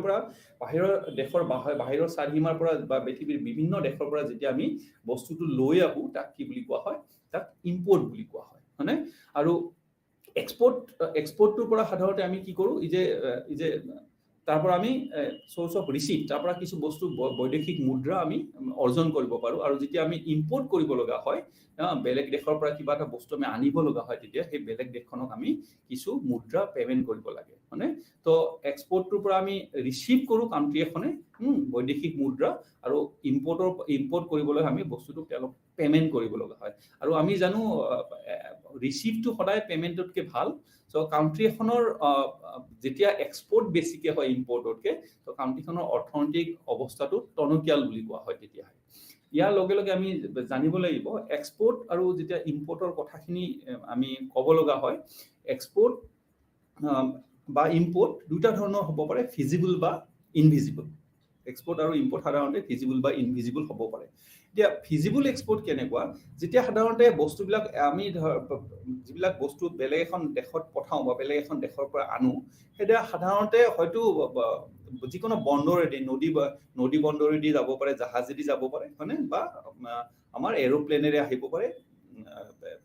তো বন্দৰত এই বস্তুটো হিচাপ নিকাচ হয় যে কিমান কিলোগ্ৰাম, কিমান কুইণ্টেল বস্তু বাহিৰত গ'ল বা কিমান কুইণ্টেল বস্তু বাহিৰৰ পৰা আমাৰ ইয়াতে আহিলে, এটা হিচাপ নিকাচ হয়। তো যিবিলাক বস্তু আমাৰ দেশৰ পৰা বাহিৰত যাওঁতে বা বেলেগ দেশৰ পৰা আমাৰ দেশত ভিতৰত আহোঁতে হিচাপ নিকাচ বন্দৰত হ'ব পাৰে, সেইটো এয়াৰপৰ্টে হ'ব পাৰে বা ইফালে কি কয় জাহাজ বন্দৰতে হ'ব পাৰে যেতিয়া হিচাপ নিকাচটো হয় তাক ভিজিবল ট্ৰেড বুলি কোৱা হয় ভিজিবল আইটেম বুলি কোৱা হয় ভিজিবল আইটেম মানে দৃশ্যমান বস্তু বুলি কোৱা হয় আৰু কিছুমান বস্তু অদৃশ্যমান কেনেকে সাপোজ এটা আন্তঃৰাষ্ট্ৰীয় সংস্থাৰ পৰা আমি কিছুমান সাৰ্ভিস পাইছো মানে আন্তঃৰাষ্ট্ৰীয় বেংক এটাৰ পৰা আমি কিছুমান সাৰ্ভিস পাইছো আন্তঃৰাষ্ট্ৰীয় কোষ এটাৰ পৰা আমি কিছুমান সাৰ্ভিস পাইছো বা এফডিআই ফৰেন ডাইৰেক্ট ইনভেষ্টমেন্ট আমাৰ ইয়াতে হৈছে মানে এইবিলাক সাৰ্ভিসৰ ক্ষেত্ৰত সাধাৰণতে কি হয় বন্দৰৰ কোনো কাম নাথাকে মানে বন্দৰত এইবিলাক বস্তু আহতে বন্দৰত হিচাপ নিকাচ নহয় মানে সাৰ্ভিস বিলাক তো সেইবিলাকক ইনভিজিবল ট্ৰেড বুলি কোৱা হয় তো এক্সপোর্ট বা ইম্পোর্ট দুটা ধৰণৰ হ'ব পাৰে এক্সপোর্ট কেতিয়াবা ভিজিবল হয় যাক আমাৰ দৃশ্যমান হয় বন্দৰত আহতে হিচাপ নিকাচ চলে তাৰ কাৰণে এটো ভিজিবল হয় আৰু কিছুমান ইনভিজিবল হয় হয় তো মই আৰু এবাৰ এই কথাখিনি ৰিপিট কৰি দিব খুজিছো আমি কি এতিয়ালৈকে আলোচনা কৰিলো আজি আমি বেসিক্যালি পঢ়িব গৈ আছো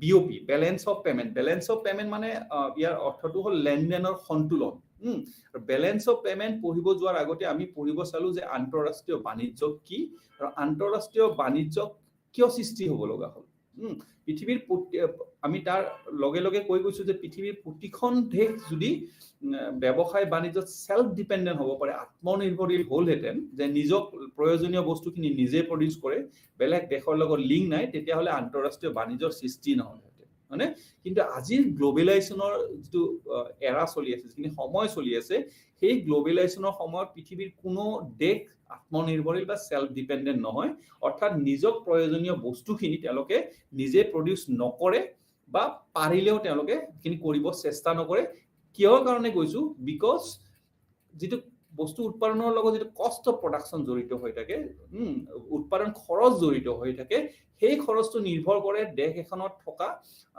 যিখিনি বেসিক ফ্যাক্টৰস অফ প্ৰডাকশন বা বস্তুটো প্ৰডিউস কৰিবলগীয়া দৰকাৰ হোৱা বেলেগ উপাদান বিলাক বা ৰ মেটেৰিয়েলস বিলাকৰ এভেইলেবিলিটিৰ ওপৰত আৰু যিখন দেশত যিবিলাক বস্তু বেছি এভেইলেবল থাকে তাৰ দামটো কম হয় মই অলপ আগে এক্সাম্পল এটা দিছিলো যে ভাৰতৰ যেটো লেবাৰটো খুব চিপ খুব মানে এভেইলেবল হয় তো লেবাৰৰ দামটো খুব কম হয় বা চিপ হয় আৰু তাৰ কাৰণে কি হয় আমি লেবাৰটো কম খৰচত পাওঁ সো লেবাৰ ইউজ কৰি ব্যৱহাৰ কৰি যিবিলাক বস্তু প্ৰডিউস কৰিব পাৰি সেই বস্তুবিলাক যদি আমি প্ৰডিউস কৰো তেতিয়া হলে সেই বস্তুটোৰ উৎপাদন ব্যয়টো খুব কম হ'ব আৰু তাৰ কাৰণে দেশখন লাভান্বিত হ'ব পাৰে লাভান্বিত কেনেকৈ হ'ব পাৰে কাৰণ তেওঁৰ এটোৱে এডভান্টেজ যে তেওঁ সেই বস্তুটো ভাৰতৰ এটোৱে এডভান্টেজ যে পৃথিৱীৰ বেলেগ দেশৰ তুলনাত ভাৰতে এগ্ৰিকালচাৰেল কমোডিটি বিলাক মানে কৃষিজাত দ্ৰব্যবিলাক কম দামত উৎপাদন কৰিব পাৰে আৰু কম দামত উৎপাদন কৰিব পাৰিলে তেওঁলোকে কি কৰে পৃথিৱীৰ বেলেগ দেশত সেই বস্তুখিনি এক্সপোর্ট কৰিব পাৰে বা পঠাব পাৰে বা যিবিলাক দেশত সেই বস্তুবিলাক প্ৰডাকশন নহয়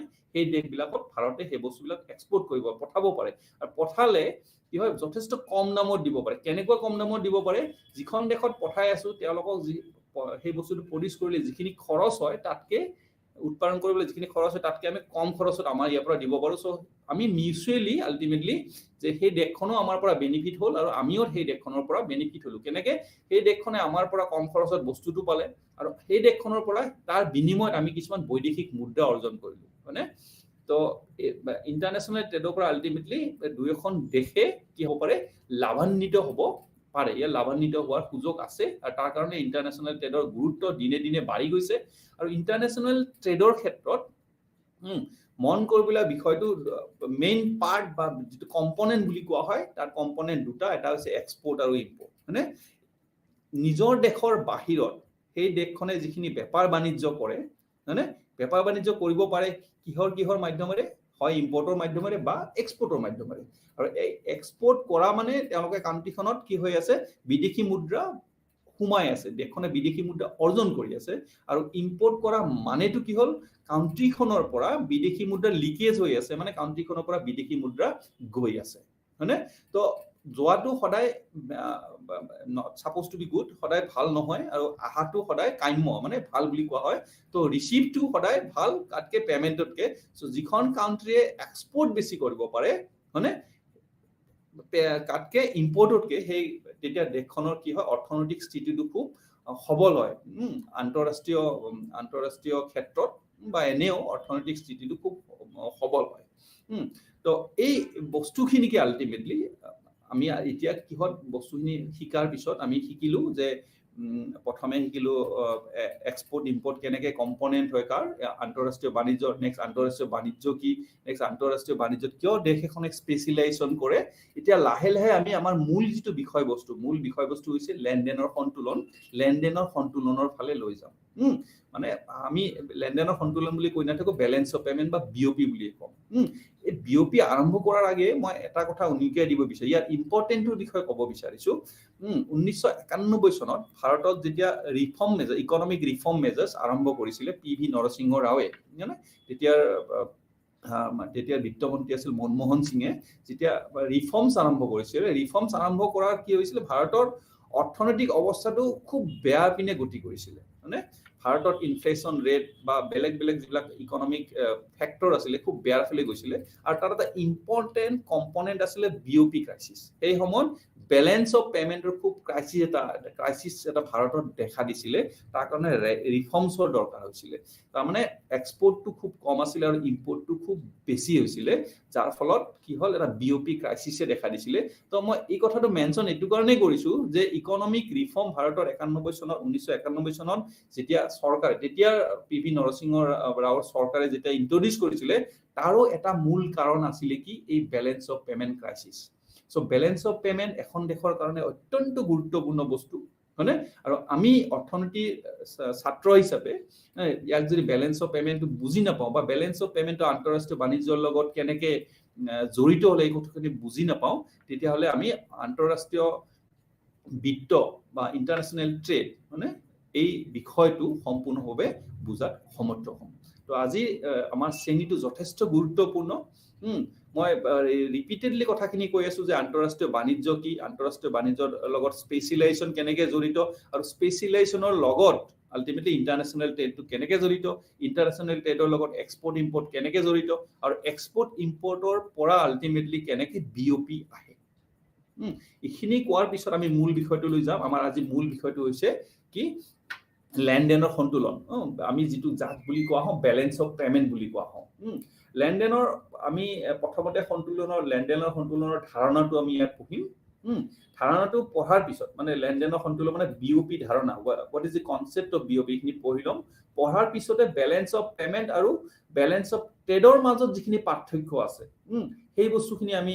উনিকিয়াব চেষ্টা কৰিম যে লেনদেনৰ সন্তুলন বেলেঞ্চ অফ পেমেণ্ট আৰু বাণিজ্য সন্তুলন বা বেলেঞ্চ অফ ট্ৰেডৰ মাজত কি ডিফাৰেন্স আছে দুটা একেই নেকি বাৰু এইখিনি কথা উনিকিয়াব চেষ্টা কৰিম তাৰ পিছত আমি লেনদেনৰ সন্তুলনৰ গাঁথনি বা বিঅপি গাঁথনিটো যে বিঅপিটো কেনেকৈ গঠন হয় ইয়াৰ কম্পনেণ্ট বিলাক কি ইয়াত কি পাৰ্ট থাকে মানে সেই বস্তুবিলাক জানিব চেষ্টা কৰিম তাৰ পিছত আমি জানিব চেষ্টা কৰিম যে লেনদেনৰ সন্তুলনত কেনেকৈ ভাৰসাম্য অৱস্থাত ৰাখিব পাৰিব ই সদায় ভাৰসাম্য অৱস্থাত থাকে নেকি মানে তাৰ পিছত আমি জানিব চেষ্টা কৰিম যদি লেনদেনৰ সন্তুলনত ভাৰসাম্যহীনতা আহে ই কেনেকৈ আহে আৰু সেই ভাৰসাম্যহীনতাবিলাক দূৰ কৰাৰনো কি উপায় মই আৰু এবাৰ কৈ দিছো আমি প্ৰথমে বেলেঞ্চ অফ পেমেণ্টৰ বা আপোনালোকে কেনেকৈ বেলেঞ্চ অফ পেমেণ্টটো পঢ়িব তাৰ মই ৱেটো কৈ দিছো মানে আজি এই প্ৰথম ক্লাছটোত মই অকল বেলেঞ্চ অফ পেমেণ্টৰ আপোনালোকক ধাৰণাটো দিবহে চেষ্টা কৰিম ইয়াৰ ভিতৰত বেছিকৈ সোমাব চেষ্টা নকৰোঁ ইয়াৰ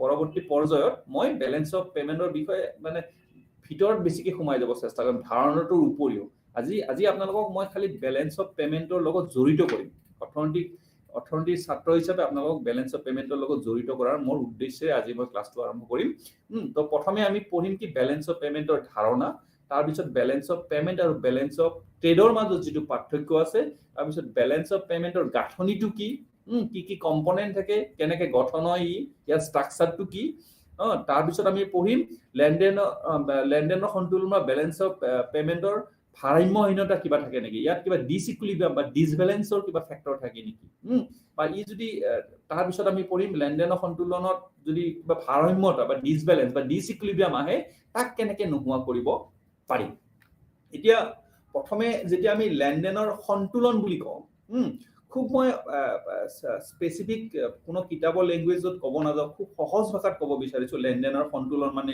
কি যাতে এই বস্তুখিনি আপোনালোকৰ কিতাপত নপঢ়িলেও মোৰ কথাখিনি এবাৰ মনত থাকিলে যাতে আপোনালোকৰ পিছৰ জীৱনত এইখিনি বস্তু কামত আহে মানে পৃথিৱীত প্ৰত্যেক দেশে নিজৰ দেশৰ বাহিৰত কিছুমান ট্ৰেড কৰে আৰু ট্ৰেড কিহৰ মাধ্যমেৰে কৰে এক্সপৰ্ট ইম্পৰ্টৰ মাধ্যমেৰে হয়নে আৰু এখন দেশে এটা নিৰ্দিষ্ট সময়ত সেই দেশখনৰ বাহিৰত পৃথিৱীৰ বেলেগ বেলেগ দেশৰ লগত যিখিনি এক্সপৰ্ট ইম্পৰ্ট কৰে তাক যদি মুদ্ৰাগতভাৱে জোখা হয় এইটো বেলেন্স অফ পেমেন্ট কথাখিনি মই আৰু ক্লিয়াৰকে কৈ দিছো লেনদেনৰ সন্তুলন হৈছে কি পৃথিৱীৰ এখন দেশে সেই দেশখনৰ বাহিৰত পৃথিৱীৰ আন দেশৰ লগত যিখিনি আমদানি ৰপ্তানি কৰে সেই আমদানি ৰপ্তানিৰ যিখিনি মনিটাৰী ভ্যালু বা যিখিনি আমদানি ৰপ্তানি মুদ্ৰাগত টাৰ্মছত কৰে সেইখিনিকে বেলেন্স অফ পেমেন্ট বুলি কোৱা হয়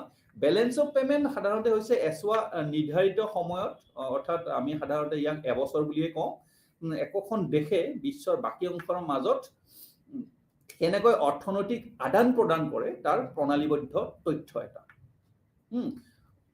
মই আৰু কৈ দিছো বেলেন্স অফ পেমেন্ট বেলেগ একো নহয় ইয়াত দুটা বস্তুৱে মেইনলি সোমাই থাকে এটা হৈছে এক্সপোৰ্ট আৰু এটা হৈছে ইম্পোৰ্ট আৰু সেকেন্ডটো হৈছে এটা নিৰ্দিষ্ট সময় ইয়াক লাগিব নিৰ্দিষ্ট সময়টো আমি কিমান লৈছো এবছৰ লৈছো আৰু ইয়াত এখন দেশ সোমাই থাকে এখন দেশৰহে বেলেগ বেলেগ দেশৰ তুলনাত কৰা হ'ব যেনে ভাৰতে পৃথিৱীৰ বেলেগ বেলেগ দেশৰ লগত কিমান কৰিছে সেই বস্তুখিনি ভাৰতৰ বেলেন্স অফ পেমেন্টত আহিব ঠিক তেনেকৈ বেলেগ বেলেগ দেশৰ বেলেন্স অফ পেমেন্টতো সেই পাৰ্টিকুলাৰ সেই নিৰ্দিষ্ট দেশখনে পৃথিৱীৰ বেলেগ বেলেগ দেশৰ লগত কেনেকৈ এক্সপোৰ্ট ইম্পোৰ্ট কৰিছে তাৰ মুদ্ৰাগত ভ্যালুটো সেই বেলেন্স অফ পেমেন্টৰ তাহাঁতৰ বেলেন্স অফ পেমেন্টত সোমাব তো বেলেন্স অফ পেমেন্ট খুব সাধাৰণতে কি হয় এবছৰৰ কাৰণে উলিওৱা হয় বা এটা কেতিয়াবা এটা নিৰ্দিষ্ট সময়ৰ কাৰণে উলিয়াব পাৰে এখন দেশে বিশ্বৰ বেলেগ বেলেগ দেশৰ লগত যিবিলাক অৰ্থনৈতিক আদান প্ৰদান কৰি আছে তাৰ প্ৰণালীবদ্ধ তথ্যই হৈছে বেলেন্স অফ পেমেন্ট আৰু অৰ্থনৈতিক আদান প্ৰদান কৰিব পৰা অৰ্থনৈতিক আদান প্ৰদান ইন্টাৰনেশ্যনেল ট্ৰেডৰ ক্ষেত্ৰত আন্তঃৰাষ্ট্ৰীয় বাণিজ্যৰ ক্ষেত্ৰত অৰ্থনৈতিক আদান প্ৰদান কৰিব লাগিলে দুটাই কি আছে মেইন ৱে আছে এটা হৈছে এক্সপোৰ্ট আৰু এটা হৈছে ইম্পোৰ্ট মই আগে কৈ আহিছো যে এক্সপোৰ্ট আৰু ইম্পোৰ্টৰ দুটা ভাগ আছে এটা হৈছে ভিজিবল মানে যাক প্ৰতীয়মান হয় যাক দেখা পায় দৃশ্যমান আৰু এটা হৈছে ইনভিজিবল যেটো অদৃশ্যমান আৰু তাৰ লগে লগে তাৰ মই কৈ আছিলো কোনবিলাক দৃশ্যমান আৰু কোনবিলাক অদৃশ্যমান হয় যিবিলাক ট্ৰেড মানে যিবিলাক ট্ৰেড কৰোতে বন্দৰত বস্তুবিলাকৰ হিচাপ নিকাচ ৰাখা হয় বা ৰাখিব পাৰি তাক ভিজিবল ট্ৰেড বুলি কোৱা হয় বা সেই আৰু যিবিলাকক নোৱাৰি তাক ইনভিজিবল ট্ৰেড বুলি কোৱা হয় যেনেকৈ আমি ফৰেন ডাইৰেক্ট ইনভেষ্টমেন্টৰ পৰা যিখিনি ক্যাপিটেল আমি ভাৰতে বা এখন দেশে ৰিসিভ কৰে বা বেলেগ বেলেগ আন্তঃৰাষ্ট্ৰীয় কোষ যিবিলাক আছে যেনেকৈ IMF international monetary fund world bank হয়নে বা পৃথিৱীৰ বেলেগ বেলেগ ডাঙৰ ডাঙৰ বেংক বিলাকৰ পৰা বা বেলেগ বেলেগ ইন্স্যুৰেন্স কোম্পানী বিলাকৰ পৰা আমি যিখিনি বস্তু ৰিসিভ কৰো এই বস্তুখিনি কি হয় কোনো বন্দৰৰ হিচাপ নিকাচ কৰিব নোৱাৰি বা তাক ৰাখিব নোৱাৰি তাক ইনভিজিবল ট্ৰেড বুলি কোৱা হয় সাধাৰণতে তো বিওপিৰ ভিতৰত আমি সাধাৰণতে কি সোমাও both visible and invisible trade মই আৰু বাৰ ৰিপিট কৰি দিছো কথাখিনি বিওপি বুলি ক'লে চিন্তা কৰিবলৈ বিষয় একো নাই ইয়াত বস্তু একো নাথাকে ইয়াত কি থাকে এটা নিৰ্দিষ্ট সময়ত এখন দেশে পৃথিৱীৰ বাকি বিলাক দেশৰ লগত অৰ্থনৈতিক আদান প্ৰদান যিখিনি কৰে তাৰ প্ৰণালীবদ্ধ তথ্যই তাৰ একচুৱেল ডাটাটোৱে হৈছে কি বিওপি আৰু এখন দেশে বেলেগ দেশবিলাকৰ লগত পৃথিৱীৰ বেলেগ বেলেগ দেশ আদান প্ৰদান কৰিব পাৰে অকল এক্সপোৰ্ট আৰু ইম্পোৰ্টৰ লগতে লগে লগে আৰু এক্সপোৰ্ট আৰু ইম্পোৰ্ট দুটা ধৰণৰ হ'ব পাৰে ভিজিবল আৰু ইনভিজিবল আৰু বেলেন্স অফ পেমেন্টত আমি ভিজিবল আৰু ইনভিজিবল এই দুয়োটা ট্ৰেডে আমি সন্নিবিষ্ট কৰো হৈছেনে আৰু বেলেন্স অফ আমি যেতিয়া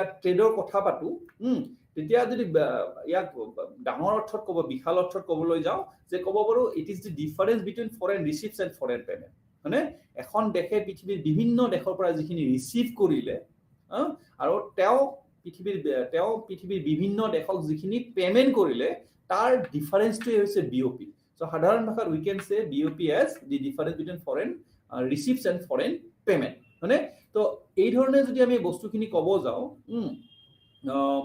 তেতিয়া হলে আমি ক'ব পাৰো যেতিয়া ফৰেন ৰিচিপ্টছ টু ফৰেন পেমেন্টতকে বেছি থাকে বা এক্সপোৰ্ট টু ইম্পোৰ্টতকে বেছি থাকে তেতিয়া লেনদেনৰ সন্তুলন সেই দেশখনৰ কাৰণে কি হয় খুব সুবিধাজনক বা খুব অনুকূল হয় তাৰমানে আমি বেছিকে আমাৰ ইয়াত সোমাই আছে আমাৰ পৰা কমকে গৈ আছে মানে ঠিক তেনেকে কেতিয়াবা কি হ'ব পাৰে আমাৰ পৰা বেছিকে গৈ আছে ফৰেন উই আৰ পেইং মোৰ ফৰেন পেমেন্টস আমি আমাৰ পৰা ফৰেন পেমেন্ট বেছিকে কৰি আছো কিয় আমি ইম্পোর্ট বেছিকে কৰি আছো আৰু এক্সপোর্ট কমকে কৰি আছো তো আমি আলটিমেটলি ফৰেন পেমেন্টটো যদি ফৰেন ৰিসিভতকে বেছিকে কৰি আছো তেতিয়া লেনদেনৰ সন্তুলনক কি অসুবিধাজনক বুলি কোৱা হয় মানে তো লেনদেনৰ সন্তুলন কেতিয়াবা সুবিধাজনক দেখনৰ কাৰণে কেতিয়াবা সুবিধাজনক হ'ব পাৰে কেতিয়াবা অসুবিধাজনক হ'ব পাৰে মানে আৰু এই লেনদেনৰ সন্তুলনৰ ভিতৰত আমি সেৱা আৰু সামগ্ৰীৰ ৰপ্তানি আমদানিটো সোমামে বিভিন্ন সুদৰ লেনদেন সোমামে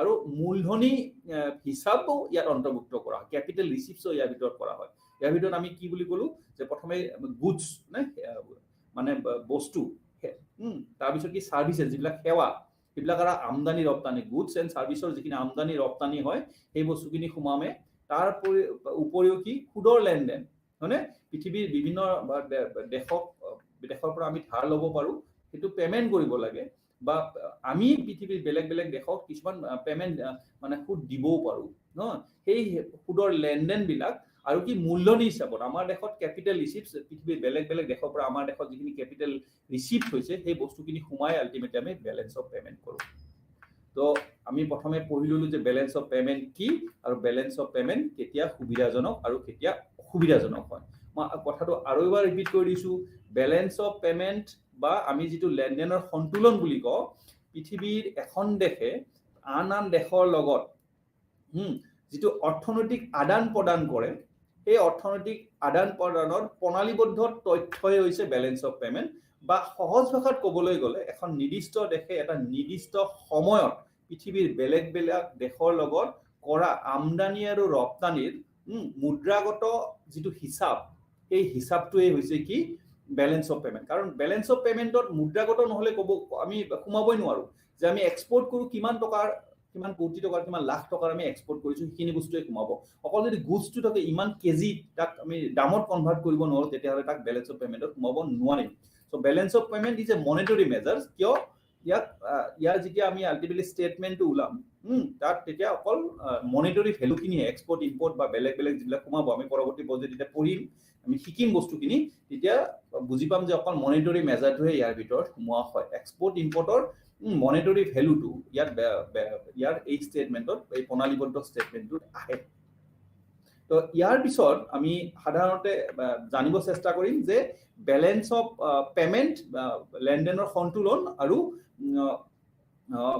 ব্যালেন্স অফ ট্ৰেডৰ মাজত ডিফাৰেন্সটো কি মানে ফৰ এ লেমেন সাধাৰণ মানুহ এটাৰ কাৰণে ব্যালেন্স অফ পেমেন্ট আৰু ব্যালেন্স অফ ট্ৰেডৰ মাজত কোনো ডিফাৰেন্স নাই ব্যালেন্স অফ পেমেন্টক আমি লেনদেনৰ সন্তুলন বুলি কওঁ আৰু ব্যালেন্স অফ ট্ৰেডক আমি বাণিজ্যৰ সন্তুলন বুলি কওঁ বাণিজ্যৰ সন্তুলন আৰু লেনদেনৰ সন্তুলনৰ মাজত তেনে একো বিশেষ ডিফাৰেন্স নাই for a layman but for a student of economics আমি অৰ্থনীতিৰ ষ্টুডেন্ট হিচাপে বা অৰ্থনীতিৰ শিক্ষাৰ্থী হিচাপে ইয়াৰ পাৰ্থক্যটো ক্লিয়াৰকে জানিব লাগিব কাৰণ ব্যালেন্স অফ পেমেন্টটো এটা বিশাল অৰ্থত ব্যৱহৃত হয় আৰু ব্যালেন্স অফ ট্ৰেডটো খুব এটা সংকীৰ্ণ অৰ্থত ব্যৱহৃত হয় মানে ইয়াৰ ব্যালেন্স অফ পেমেন্টৰ স্কোপটো খুব বেছি আৰু ব্যালেন্স অফ ট্ৰেডৰ স্কোপটো খুব কম কিন্তু ব্যালেন্স অফ ট্ৰেডে হোক বা ব্যালেন্স অফ পেমেন্টে হোক is nothing but the difference between export and import এখন দেশৰ এক্সপোর্ট আৰু ইম্পোর্টৰ যেটো পাৰ্থক্য সেই পাৰ্থক্যটোকে আলটিমেটলি আমি ব্যালেন্স অফ পেমেন্ট বুলি কওঁ সো ব্যালেন্স অফ পেমেন্ট বা ব্যালেন্স অফ ট্ৰেড বুলি কওঁ দুটা একে কিন্তু ডিফাৰেন্সটো এইখিনিতে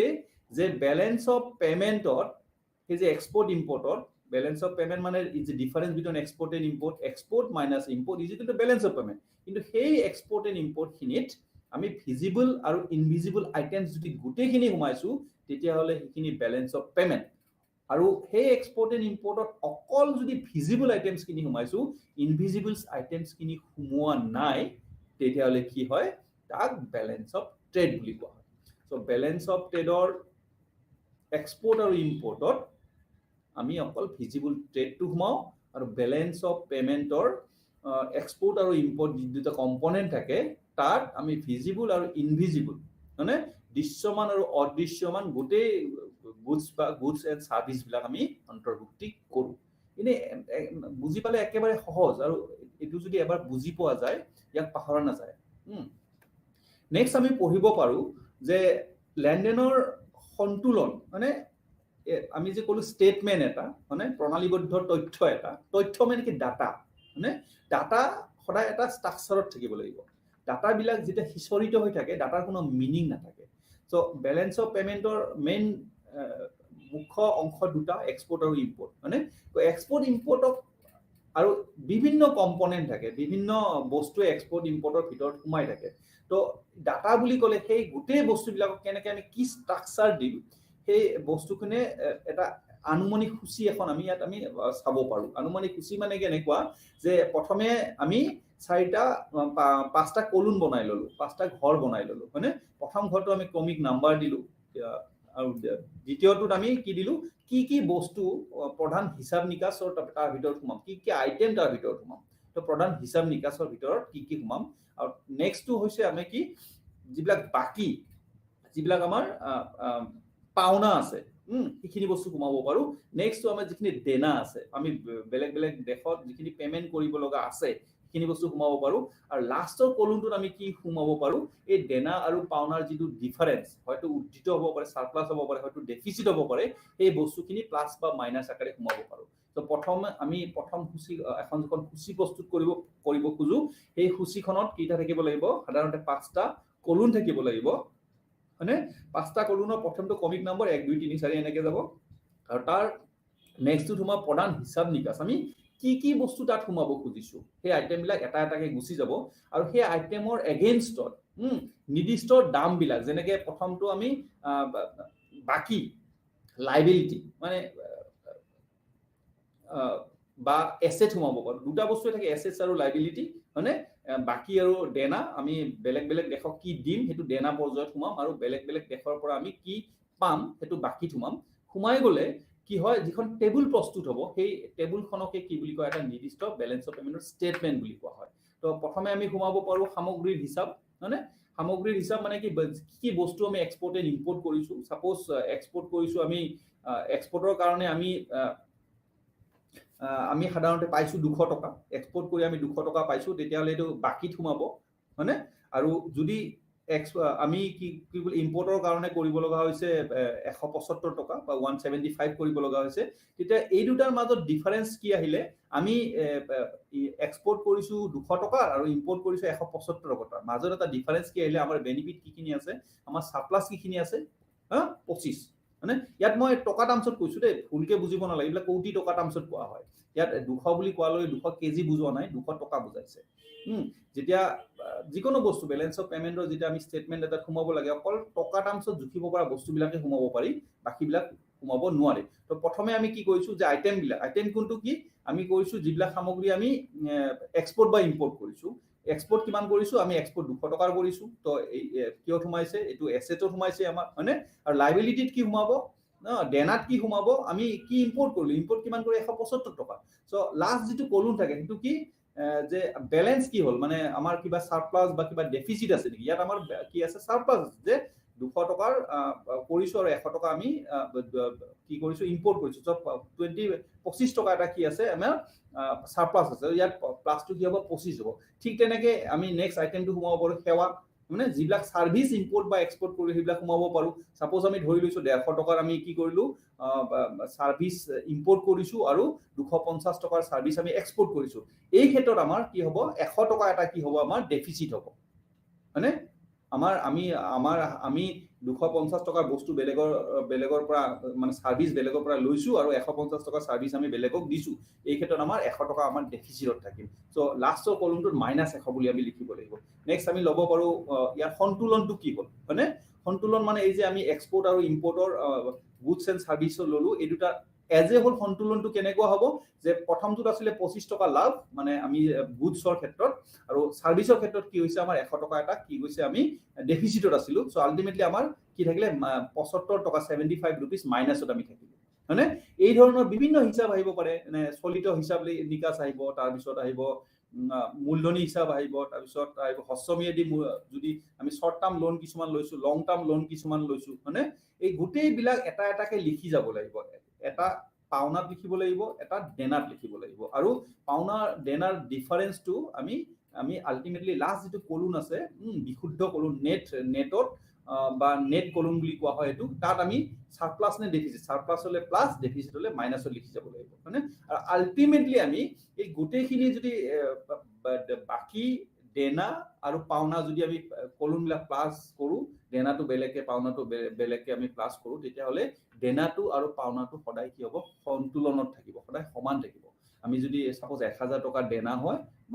কাৰণ পাওনাটো কি হ'ব 1000 টকাই হ'ব কিয় আমাৰ কিবা এটা বস্তু যদি আনতে সাপোজ এক্সপোর্ট কৰোতে আমি 100 টকাৰ কৰিছো ইম্পোর্ট 200 টকাৰ কৰিছো এই 100 টকাটো আমি বেলেগত মিলাব লাগিব তো সাধাৰণ কথাত কোৱা হয় যে ব্যালেন্স অফ পেমেন্ট এখন ইন একাউন্টিং সেন্স যেহেতু ব্যালেন্স অফ পেমেন্ট আমি প্ৰিপেয়াৰ কৰোতে সাধাৰণতে কমাৰ্চৰ ডাবল এন্ট্ৰি বুক কিপিং সিস্টেমটো ফলো কৰো আৰু double entry book keeping system itself এটা ব্যালেন্সত থকা বস্তু সো ইয়াৰ এসেটস আৰু লায়াবিলিটি দুটা সদায় কি থাকে সদায় ব্যালেন্সত থাকে এটো একাউন্টিং সেন্সতে কৈছো ইয়াৰ মানে এনে নহয় যে পৃথিৱীৰ প্ৰত্যেকখন দেশৰ ব্যালেন্স অফ পেমেন্ট সদায় ব্যালেন্সত থাকে নাথাকে তেতিয়া পৃথিৱীৰ ব্যালেন্স অফ পেমেন্টৰ ক্ৰাইসিছে নাইলে হয় তো শিক্ষাৰ্থীসকল মই এটো কথা ক্লিয়াৰ কৰি দিছো ইন একাউন্টিং সেন্স যেহেতু ব্যালেন্স অফ পেমেন্টটো আমি প্ৰস্তুত কৰোতে কমাৰ্চৰ এটা পাৰ্টিকুলাৰ ফৰ্মুলা এটো কি বুলি কয় double entry book keeping system follow কৰো ডাবল এন্ট্ৰি বুক কিপিং মানে এটা এন্ট্ৰি দুটা কলম আছে এটা আছে এসেটস মানে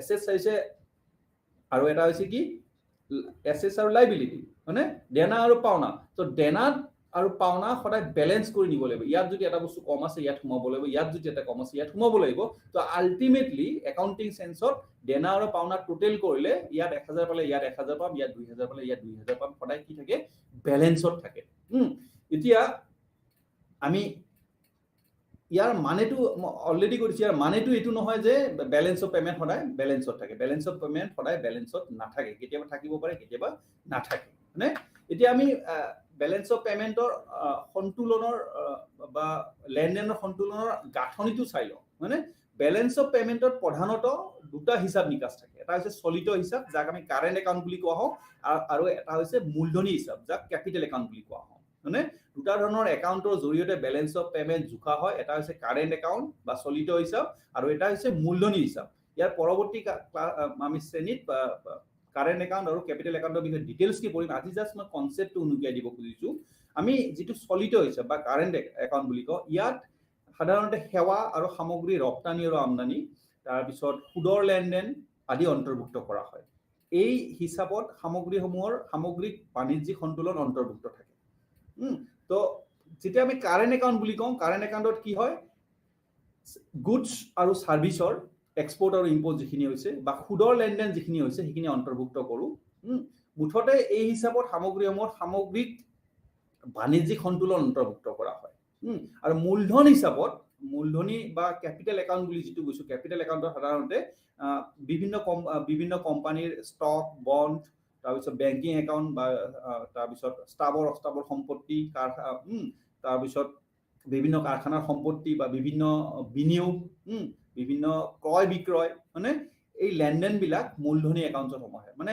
যিবিলাক ক্যাপিটাল টার্মছত আহে গুডস এন্ড সার্ভিস টার্মছত নাহে যিবিলাক ক্যাপিটাল টার্মছত আহে যেনেকে কোম্পানী এটা ষ্টক হ'ব পাৰে বন্ড হ'ব পাৰে মানে বেংক একাউন্ট হ'ব পাৰে স্টাবৰ সম্পত্তি হ'ব পাৰে কাৰখানা এটা স্টাবৰ সম্পত্তি হ'ব পাৰে কাৰখানা এটা অন্যান্য সম্পত্তি হ'ব পাৰে মানে বেলেগ ফৰেন ডাইৰেক্ট ইনভেষ্টমেন্ট হ'ব পাৰে এই বস্তুবিলাক সাধাৰণতে আমি কিটো সেক্টৰত লৈ যাম ক্যাপিটাল একাউন্টত লৈ যাম সো ব্যালেন্স অফ পেমেন্টৰ দুটা সেকশন থাকে এটা হৈছে কারেন্ট একাউন্ট এটা হৈছে ক্যাপিটাল একাউন্ট এতিয়া অলপ আগে কইলো যে লেনদেনৰ সন্তুলন বা ব্যালেন্স অফ পেমেন্টত ভাৰসাম্যতা থাকে নেকি ডেফিনেটলি ভাৰসাম্যতা থাকে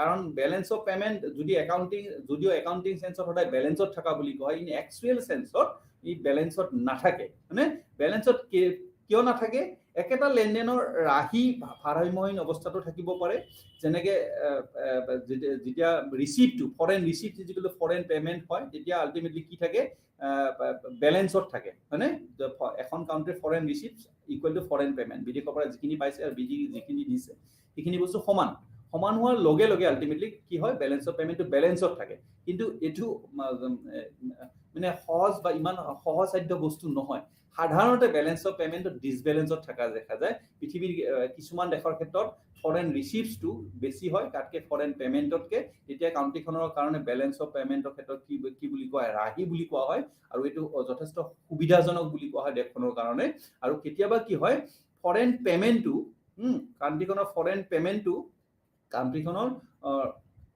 ফৰেন ৰিচিভতকৈ বেছি হয় তেতিয়া কাণ্ট্ৰিখনৰ কাৰণে বেলেঞ্চ অফ পেমেণ্টটো ডিছবেলেঞ্চত থাকে ডিছবেলেঞ্চত থাকে তাৰ অৰ্থটো সেইটো সুবিধাজনক নহয় চ' এক্সপৰ্ট আৰু ইম্পৰ্ট বা ফৰেন ৰিচিভছ আৰু যদি ফৰেন পেমেণ্ট সমান হয় তেতিয়া বেলেঞ্চ অফ পেমেণ্ট বেলেঞ্চত থাকে আৰু যদি সমান নহয় বেছি বা কম হয় তেতিয়া কি হয় সেইটো বেলেঞ্চ অফ পেমেণ্ট যদি সমান নহয় বেছি বা কম হয় তেতিয়া কি হয় সেইটো বেলেঞ্চ অফ পেমেণ্টৰ ভাৰসাম্যহীনতাত থকা ডিছবেলেঞ্চত থকা বুলি কোৱা হয় ভাৰসাম্যহীনতা দুটা কাৰণত হ'ব পাৰে যদি বিঅপি সাৰপ্লাছ হয় সাৰপ্লাছ কেতিয়া হ'ব যদি বিদেশৰ পৰা পোৱা বস্তুখিনি বেছি হয় কাটকে বিদেশত পেমেণ্ট কৰাতকে আৰু যে কি হ'ব ডেফিচিট কেতিয়া হ'ব যেতিয়া আমি বেছিকে বিদেশত দি আছো মানে ফৰেন পেমেণ্টটো বেছি আৰু ফৰেন ৰিচিভটো আমাৰ কম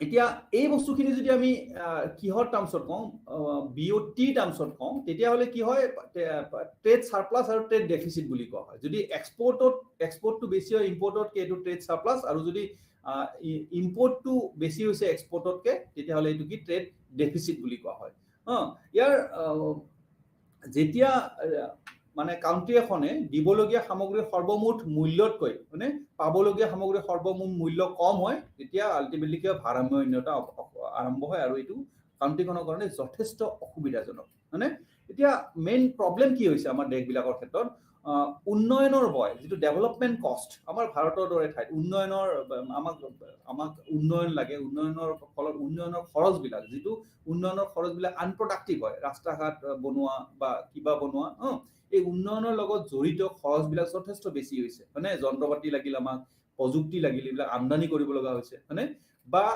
বাণিজ্য চক্ৰৰ ফলত যেনে বাণিজ্য চক্ৰৰ ফলত বুলি ক'লে আমি বাণিজ্য চক্ৰ কি বুলি কোৱা হয় যেনেকে কেইটামান ষ্টেজ থাকে মানে ইফালে থাকে ৰিচেশ্যন থাকে ডিপ্ৰেশ্যন থাকে হয়নে প্ৰস্পাৰিটি থাকে হয়নে তো এই বাণিজ্য চক্ৰৰ বিভিন্ন ষ্টেজবিলাক পৃথিৱীৰ কোনখন দেশ কোনটো ষ্টেজত আছে তো আমি নাজানো হয়নে তো যিখন দেশ যিটো লেভেলত থাকে সেই অনুযায়ী তেওঁলোকৰ ট্ৰেডটো আগবাঢ়িব তো এইবিলাকেও মানে বাণিজ্য চক্ৰৰ প্ৰৱণতায়ো আমদানি আৰু দেশ এখনৰ আমদানি আৰু ৰপ্তানি যথেষ্ট প্ৰভাৱান্বিত কৰা দেখা যায় ইয়াৰ উপৰিও যিবিলাক গাঁথনিগত পৰিৱৰ্তন থাকে গাঁথনিগত পৰিৱৰ্তন মানে যিবিলাক ষ্ট্ৰাকচাৰেল চেঞ্জেছ থাকে হয়নে যে লাহে লাহে আমি আমাৰ ভাৰতৰ দেশখন এতিয়া এগ্ৰিকালচাৰেল কাউন্ট্ৰিৰ পৰা লাহে লাহে আমি ইণ্ডাষ্ট্ৰিয়েলাইজেশ্যনৰ ফালে বেছি গতি কৰিছো তাৰ ফলত যথেষ্ট গাঁথনিগত পৰিৱৰ্তন আমাৰ ইয়াত হৈছে হয়নে মানুহৰ মাইণ্ডছেটৰ বা মানুহৰ ডিমাণ্ডবিলাকৰ হয়নে বা প্ৰডাকশ্যনৰ ক্ষেত্ৰত যথেষ্ট গাঁথনিগত পৰিৱৰ্তন হৈছে এইবিলাকেও আল্টিমেটলি কি হয় বেলেঞ্চ অফ পেমেণ্টক কি হয় প্ৰভাৱান্বিত কৰা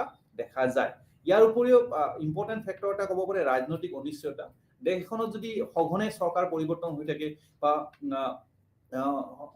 চৰকাৰৰ ডিচিশ্যনবিলাক পৃথিৱীৰ বেলেগ কাউন্ট্ৰিৰ কাৰণে সুইটেবল নহয় আদৰ্শগত কাৰণত মিল নাথাকে তেতিয়াহ'লে কি হয় পৃথিৱীৰ বিভিন্ন দেশৰ পৰা সেই দেশখনৰ মূলধন সোমাওঁতে বিভিন্ন বা ইনভেষ্টমেণ্ট আহোঁতে বিভিন্ন প্ৰব্লেমৰ সৃষ্টি হ'ব পাৰে বা এই দেশ আমাৰ দেশৰ পৰা বেলেগ দেশত মূলধন যাতে বিভিন্ন প্ৰব্লেমৰ সৃষ্টি হ'ব পাৰে যদিহে কাউন্ট্ৰিবিলাকৰ মাজত ৰাজনৈতিক অনিশ্চয়তা থাকে তো এই বিভিন্ন কাৰণত আল্টিমেটলি বেলেঞ্চ অফ পেমেণ্ট কি হয় ডিছবেলেঞ্চত থাকিব পাৰে বেলেঞ্চ অফ পেমেণ্ট ডিছবেলেঞ্চ বুলি ক'লে কি বুলি কোৱা হয় যেতিয়া কাউন্ট্ৰি এখনৰ বিদেশৰ পৰা লাভ কৰা পুঁজি আৰু বিদেশক প্ৰদান কৰা পুঁজিৰ মানে পাৰ্থক্যটো বেলেগ হয় দুটা সমান নহয় যদি দুটা সমান হয় তেতিয়াহ'লে বেলেঞ্চ অফ পেমেণ্ট ইকুইলিব্ৰিয়ামত থাকে আৰু যদি দুটা সমান নহয় তেতিয়াহ'লে বেলেঞ্চ অফ পেমেণ্ট ডিছবেলেঞ্চত থাকে মানে অসামঞ্জস্য অৱস্থাত থাকে অসামঞ্জস্যতাৰ আল্টিমেটলি কি বুজায় কেতিয়াবা সাৰপ্লাছ হ'ব পাৰে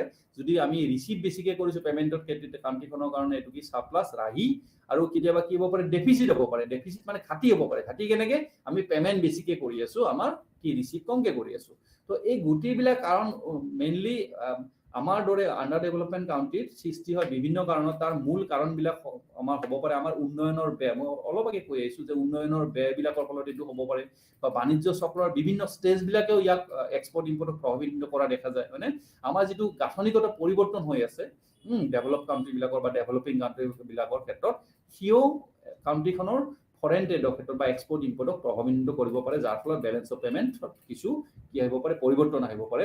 আৰু শেষত আমি ক'ব পাৰোঁ যে দেশখনত যদি সঘনে ৰাজনৈতিক অনিশ্চয়তা হৈ থাকে, তেতিয়াহ'লে আল্টিমেটলি কি হয়, কাউণ্ট্ৰিখনে বেলেঞ্চ অফ পেমেণ্টৰ ক্ষেত্ৰত ডিছবেলেঞ্চত ভুগিব পাৰে।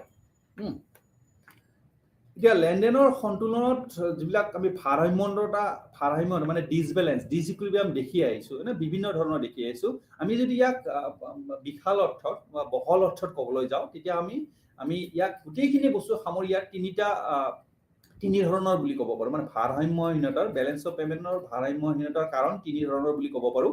ফাৰ্ষ্ট ক'ব পাৰোঁ চাইক্লিকেল ডিসইকুইলিব্ৰিয়াম, যিটো চক্ৰাকাৰ ভাৰসাম্যহীনতা। মই ইয়াৰ অৰ্থবিলাক বুজাই দিম। আৰু ছেকেণ্ডটো ক'ব পাৰোঁ আমি নিৰপেক্ষ ভাৰসাম্যহীনতা, বা আমি যিটো কওঁ সেকুলাৰ ডিসইকুইলিব্ৰিয়াম বুলি কোৱা হয়। আৰু থাৰ্ডটো হৈছে গাঁথনিগত ভাৰসাম্যহীনতা বা ষ্ট্ৰাকচাৰেল ডিসইকুইলিব্ৰিয়াম। তো চক্ৰাকাৰ ভাৰসাম্যহীনতা বুলি ক'লে সাধাৰণতে কেনেকৈ বুজোৱা যায়, বেলেগ বেলেগ দেশৰ বাণিজ্য চক্ৰৰ বেলেগ বেলেগ পৰ্যায় চলি থাকে, বেলেগ বেলেগ থাকে, হয়নে? বাণিজ্য চক্ৰ সাধাৰণতে কি থাকে, প্ৰথমে কাউণ্ট্ৰিখনৰ কি আৰম্ভ হয়, প্ৰস্পাৰিটি আৰম্ভ হয়, হয়নে? প্ৰস্পাৰিটি আৰম্ভ হৈ তাৰপিছত লাহে লাহে কাউণ্ট্ৰিখন বুমত একেবাৰে শিখৰত আৰম্ভ, মানে চবতকৈ ভাল হ'ব, অৰ্থনৈতিক ভাল অৱস্থাত যায়। আৰু ভাল অৱস্থা সদায় নাথাকে, লাহে লাহে তাৰ পৰা ৰিচেশ্যন আৰম্ভ হয়। ৰিচেশ্যনৰ আল্টিমেটলি বেয়া পৰ্যায়টো ডিপ্ৰেশ্যনত আৰম্ভ হয়। কাউণ্ট্ৰিখন সদায় ডিপ্ৰেশ্যনতো নাথাকে, তাৰ পৰা প্ৰস্পাৰিটিত যাব, তাৰ পৰা ৰিকভাৰীত যাব, ৰিকভাৰীৰ পৰা আৰু প্ৰস্পাৰিটি, মানে তো বাণিজ্য চক্ৰৰ যি চাৰিটা মুখ্য ভাগ আছে, মানে প্ৰথম ভাগটো কি বুলি কোৱা হয়, ৰিকভাৰী, ছেকেণ্ডটো হৈছে প্ৰস্পাৰিটি, তাৰপিছত নেক্সট ভাগটো হৈছে ৰিচেশ্যন, নেক্সট ভাগটো হৈছে ডিপ্ৰেশ্যন। পৃথিৱীৰ বিভিন্ন দেশ বিভিন্ন ষ্টেজত থাকিব পাৰে, মানে আৰু এই ষ্টেজবিলাকে যদি কাউণ্ট্ৰি এখন ডিপ্ৰেশ্যনত আছে, তো কাউণ্ট্ৰিখনৰ এক্সপৰ্ট ইম্পৰ্টৰ ওপৰত ই খুব বিৰূপ প্ৰভাৱ পেলাব। আৰু সেই বস্তুখিনিকে আল্টিমেটলি কি কয়, চক্ৰাকাৰ সেই ডিছবেলেঞ্চটোকে যদি সেই মানে বিজনেছ চাইকেলে সেই ভাৰসাম্যহীনতাটো ক্ৰিয়েট কৰে, সৃষ্টি কৰে, তেতিয়াহ'লে তাক আমি কি কৰিম, চক্ৰাকাৰ ভাৰসাম্যহীনতা বুলি তাক কোৱা যায়। ছেকেণ্ড, নিৰপেক্ষ ভাৰসাম্যহীনতা, এইবিলাক কোনবিলাক হ'ব পাৰে, যেনেকৈ ই চাইক্লিকেল নহয়, মানে কি বুলি কয়, বাণিজ্য চক্ৰ বা ট্ৰেড চাইকেলৰ দ্বাৰা ই সৃষ্ট নহয়। ইয়াৰ কাৰণ বেলেগ বেলেগ, যেনেকৈ জনসংখ্যা বৃদ্ধি হ'ব পাৰে, মানে প্ৰযুক্তিগত উন্নয়ন হ'ব পাৰে, কমোন্নতি হ'ব পাৰে, ডেভেলপমেণ্ট হ'ব পাৰে, মানে তাৰপিছত নেতৃত্ব, মানে পলিটিকেল ৰিজনছ এইবিলাক হ'ব পাৰে। এই উৎপাদনবিলাকৰ ফলতো বাণিজ্য চক্ৰত কেৱল ভাৰসাম্যহীনতা আহিব পাৰে। মানে সাপোজ দেশ এখনৰ জনসংখ্যা মানে খুব কম সময়ত বহুত বাঢ়ি গ'ল, তো কাউণ্ট্ৰিখনৰ ডিমাণ্ড যথেষ্ট হ'ব, হয়নে নাই? কাৰণ নিজে সেই বস্তুখিনি মানুহৰ প্ৰয়োজনবিলাক পূৰাব নোৱাৰা হ'ব, পূৰাব নোৱাৰাৰ ফলত মানুহে বেলেগ বেলেগ ক্ষেত্ৰত যাব লগা হ'ব, হয়নে? বেলেগ বেলেগ বস্তু ডিমাণ্ড দিব, তেওঁলোকে ডিমাণ্ড দিবলৈ কেলে এক্সপৰ্ট কৰিবতো নোৱাৰে, ইম্পৰ্ট কৰিবলৈ লাগিব।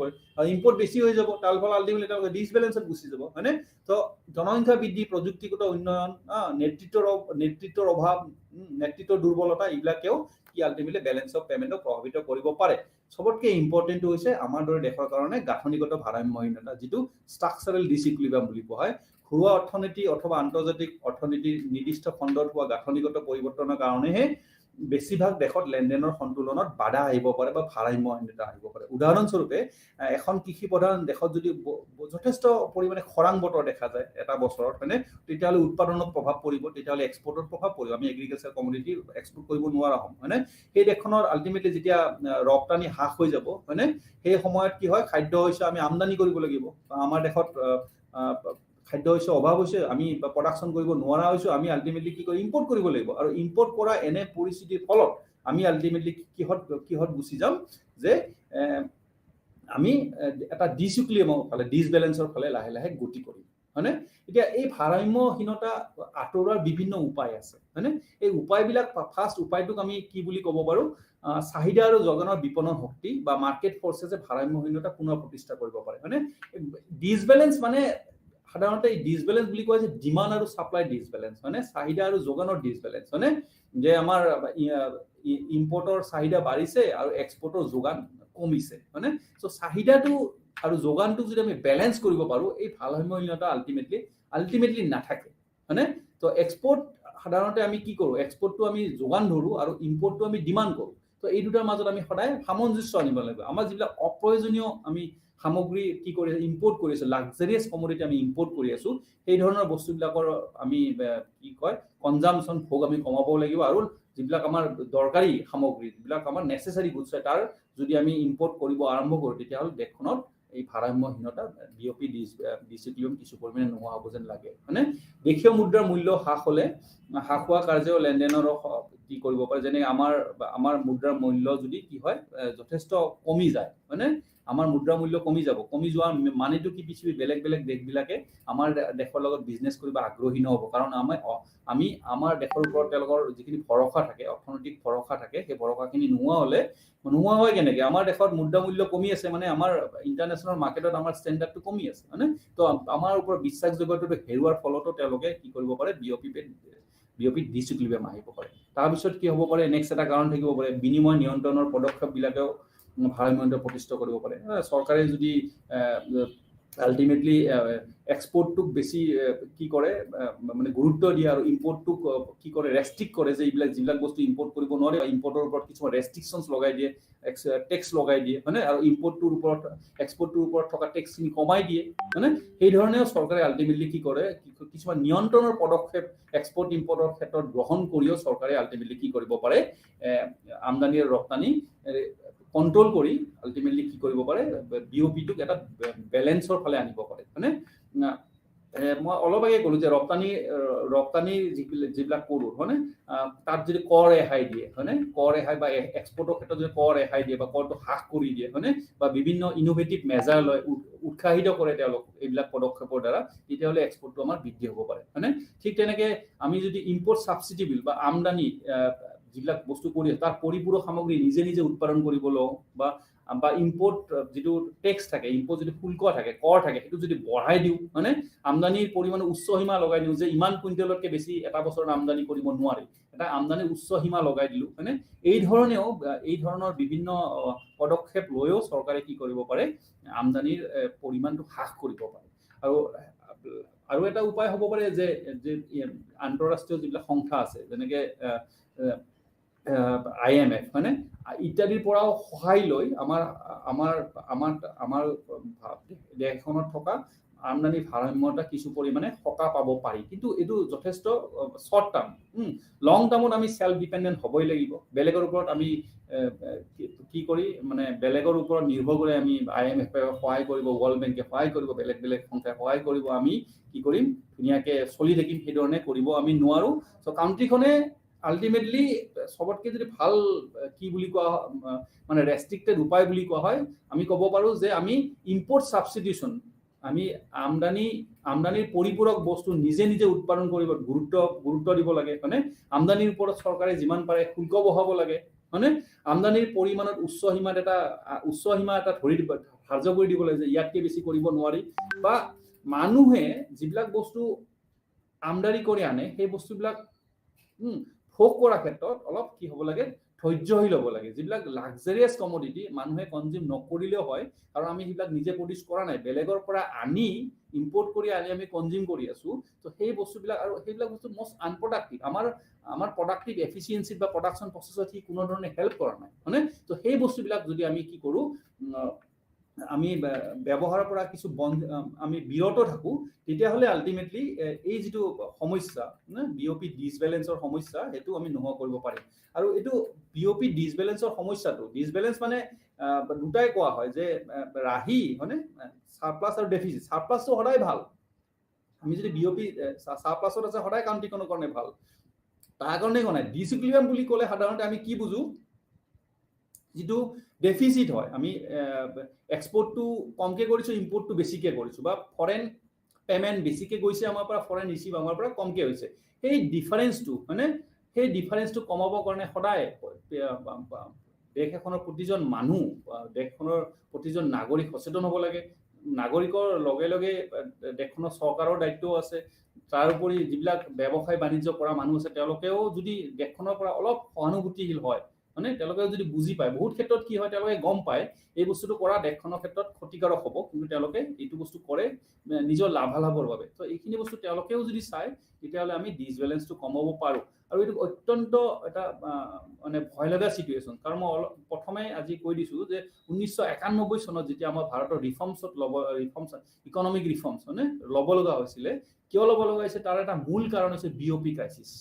আমি সেই সময়ত যথেষ্ট ইম্পৰ্ট কৰিছিলোঁ আৰু খুব কম পৰিমাণে অকল এগ্ৰিকালচাৰেল কমোডিটি কিছুমানে আমি পৃথিৱীৰ বেলেগ বেলেগ দেশত এক্সপৰ্ট কৰিছিলোঁ, যাৰ ফলত অৰ্থনৈতিক ক্ষেত্ৰখনত মানে আন্তৰ্জাতিক বাণিজ্যৰ ক্ষেত্ৰখনত বা আন্তৰ্জাতিক যিটো এটা ভাৰতৰ আইডেণ্টিটি আছিল, সেই আইডেণ্টিটি খুব লোপ পাইছিলে আৰু পৃথিৱীৰ বেলেগ বেলেগ দেশে আমাৰ লগত বেপাৰ বাণিজ্য কৰাত বা আমাৰ ইয়াত ইনভেষ্ট কৰাত মানে তেওঁলোকে কি নকৰিছিলে, তেওঁলোকে গুৰুত্ব নিদিছিলে। কাৰণ কেতিয়া গুৰুত্ব দিব, কাউণ্ট্ৰিখনৰ যদিহে কাউণ্ট্ৰিখনৰ অৰ্থনৈতিক অৱস্থাটো সুস্থিৰ হয়, কোনোবা এখন দেশে যদি জানে এই দেশখনত ইনভেষ্ট কৰাৰ ফলত কাউণ্ট্ৰিখনৰ নিজে সুস্থিৰ নহয়, মোৰ ইনভেষ্টমেণ্টটো ইমান ৰিস্কি হয়, মই কিয় তাত ইনভেষ্ট কৰিম, মানে তো বেলেগ বেলেগ দেশৰ পৰা আমি কেপিটেল যদি আনিব লগা হয়, তো আমাৰ ইয়াত এটা অৰ্থনৈতিক বাতাবৰণ সৃষ্টি কৰিব লাগিব। আৰু বাতাবৰণ আমি সৃষ্টি কৰিব পাৰিম কেতিয়াহে, আমাৰ যদিহে বিভিন্ন কাৰণ ফুলফিল হয়, ইয়াৰ বিভিন্ন কাৰণ আছে, তাৰ ভিতৰত মূল কাৰণটো এটা কি ক'ব পাৰি, আমি বিঅ'পি সাৰপ্লাছ থাকিব লাগিব।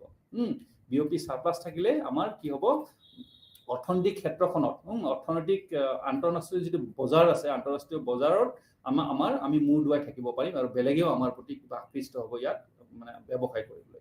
তো আজি আমি এই সেশনটোত আমি কি পঢ়িলো বুলি ক'লে আমি ক'ব পাৰিম যে প্ৰথমে আমি কি পঢ়িলো যে আমি বেলেন্স অফ পেমেন্টৰ বিষয়ে কৈছো, মানে বেলেন্স অফ পেমেন্ট কি, বেলেন্স অফ পেমেন্ট আৰু বেলেন্স অফ ট্ৰেডৰ মাজত ডিফাৰেন্সটো কি, সেইখিনি কথা কৈছো। তাৰপিছত কৈছো যে বেলেন্স অফ পেমেন্টৰ গাঁথনিটো কি, মানে ইয়াৰ ষ্ট্ৰাকচাৰটো কেনেকুৱা, মানে তাৰপিছত আমি ক'বলৈ চেষ্টা কৰিছো যে বেলেন্স অফ পেমেন্টৰ ভাৰসাম্যহীনতা থাকে নেকি, বা বেলেন্স অফ পেমেন্ট সদায় ভাৰসাম্য অৱস্থাতে থাকে নেকি, আৰু যদি ভাৰসাম্য অৱস্থাত সদায় নাথাকে, ভাৰসাম্যহীনতাত থাকে কেতিয়াবা, এই ভাৰসাম্যহীনতাটো নোহোৱা কৰাৰ কাৰণে কি সংশোধনীমূলক ব্যৱস্থা আমি গ্ৰহণ কৰিব পাৰো।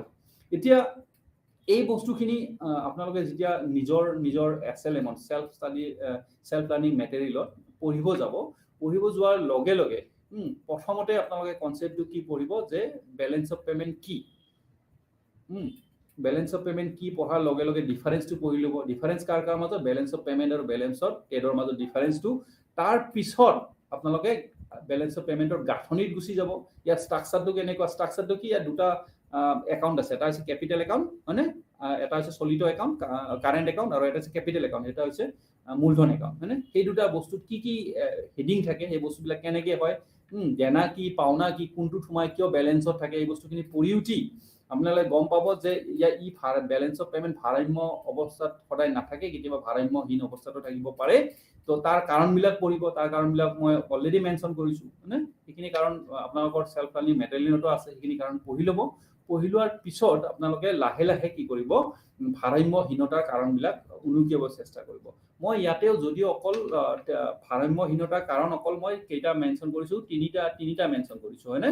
এইটো নট নেচেচাৰী তিনিটা, আপোনালোকৰ ভাৰসাম্যহীনতাৰ কাৰণ বিভিন্ন হ'ব পাৰে, আপোনালোকে নিজৰ ভাষাত বা নিজে বিভিন্ন কৰিব পাৰে। যে মই প্ৰথম লাষ্টতো মেনশ্যন কৰিছো যে গাঁথনিগত ভাৰসাম্যহীনতা, ষ্ট্ৰাকচাৰেল ডিসবেলেন্স, মানে তাৰ পাছত মই মেনশ্যন কৰিছো যে নিৰপেক্ষ ভাৰসাম্যহীনতা ছেকেণ্ডত, আৰু তাৰ প্ৰথমে মেনশ্যন কৰিছিলো মই চক্ৰাকাৰ ভাৰসাম্যহীনতা বা সাইক্লিকেল ডিসবেলেন্স। মানে এইবিলাক মই গ্ৰেটাৰ সেন্সত কৈছো, ইয়াৰ ভিতৰত প্ৰতিটোৰ ভিতৰতে বেলেগকে বিভিন্ন ওলাব পাৰে।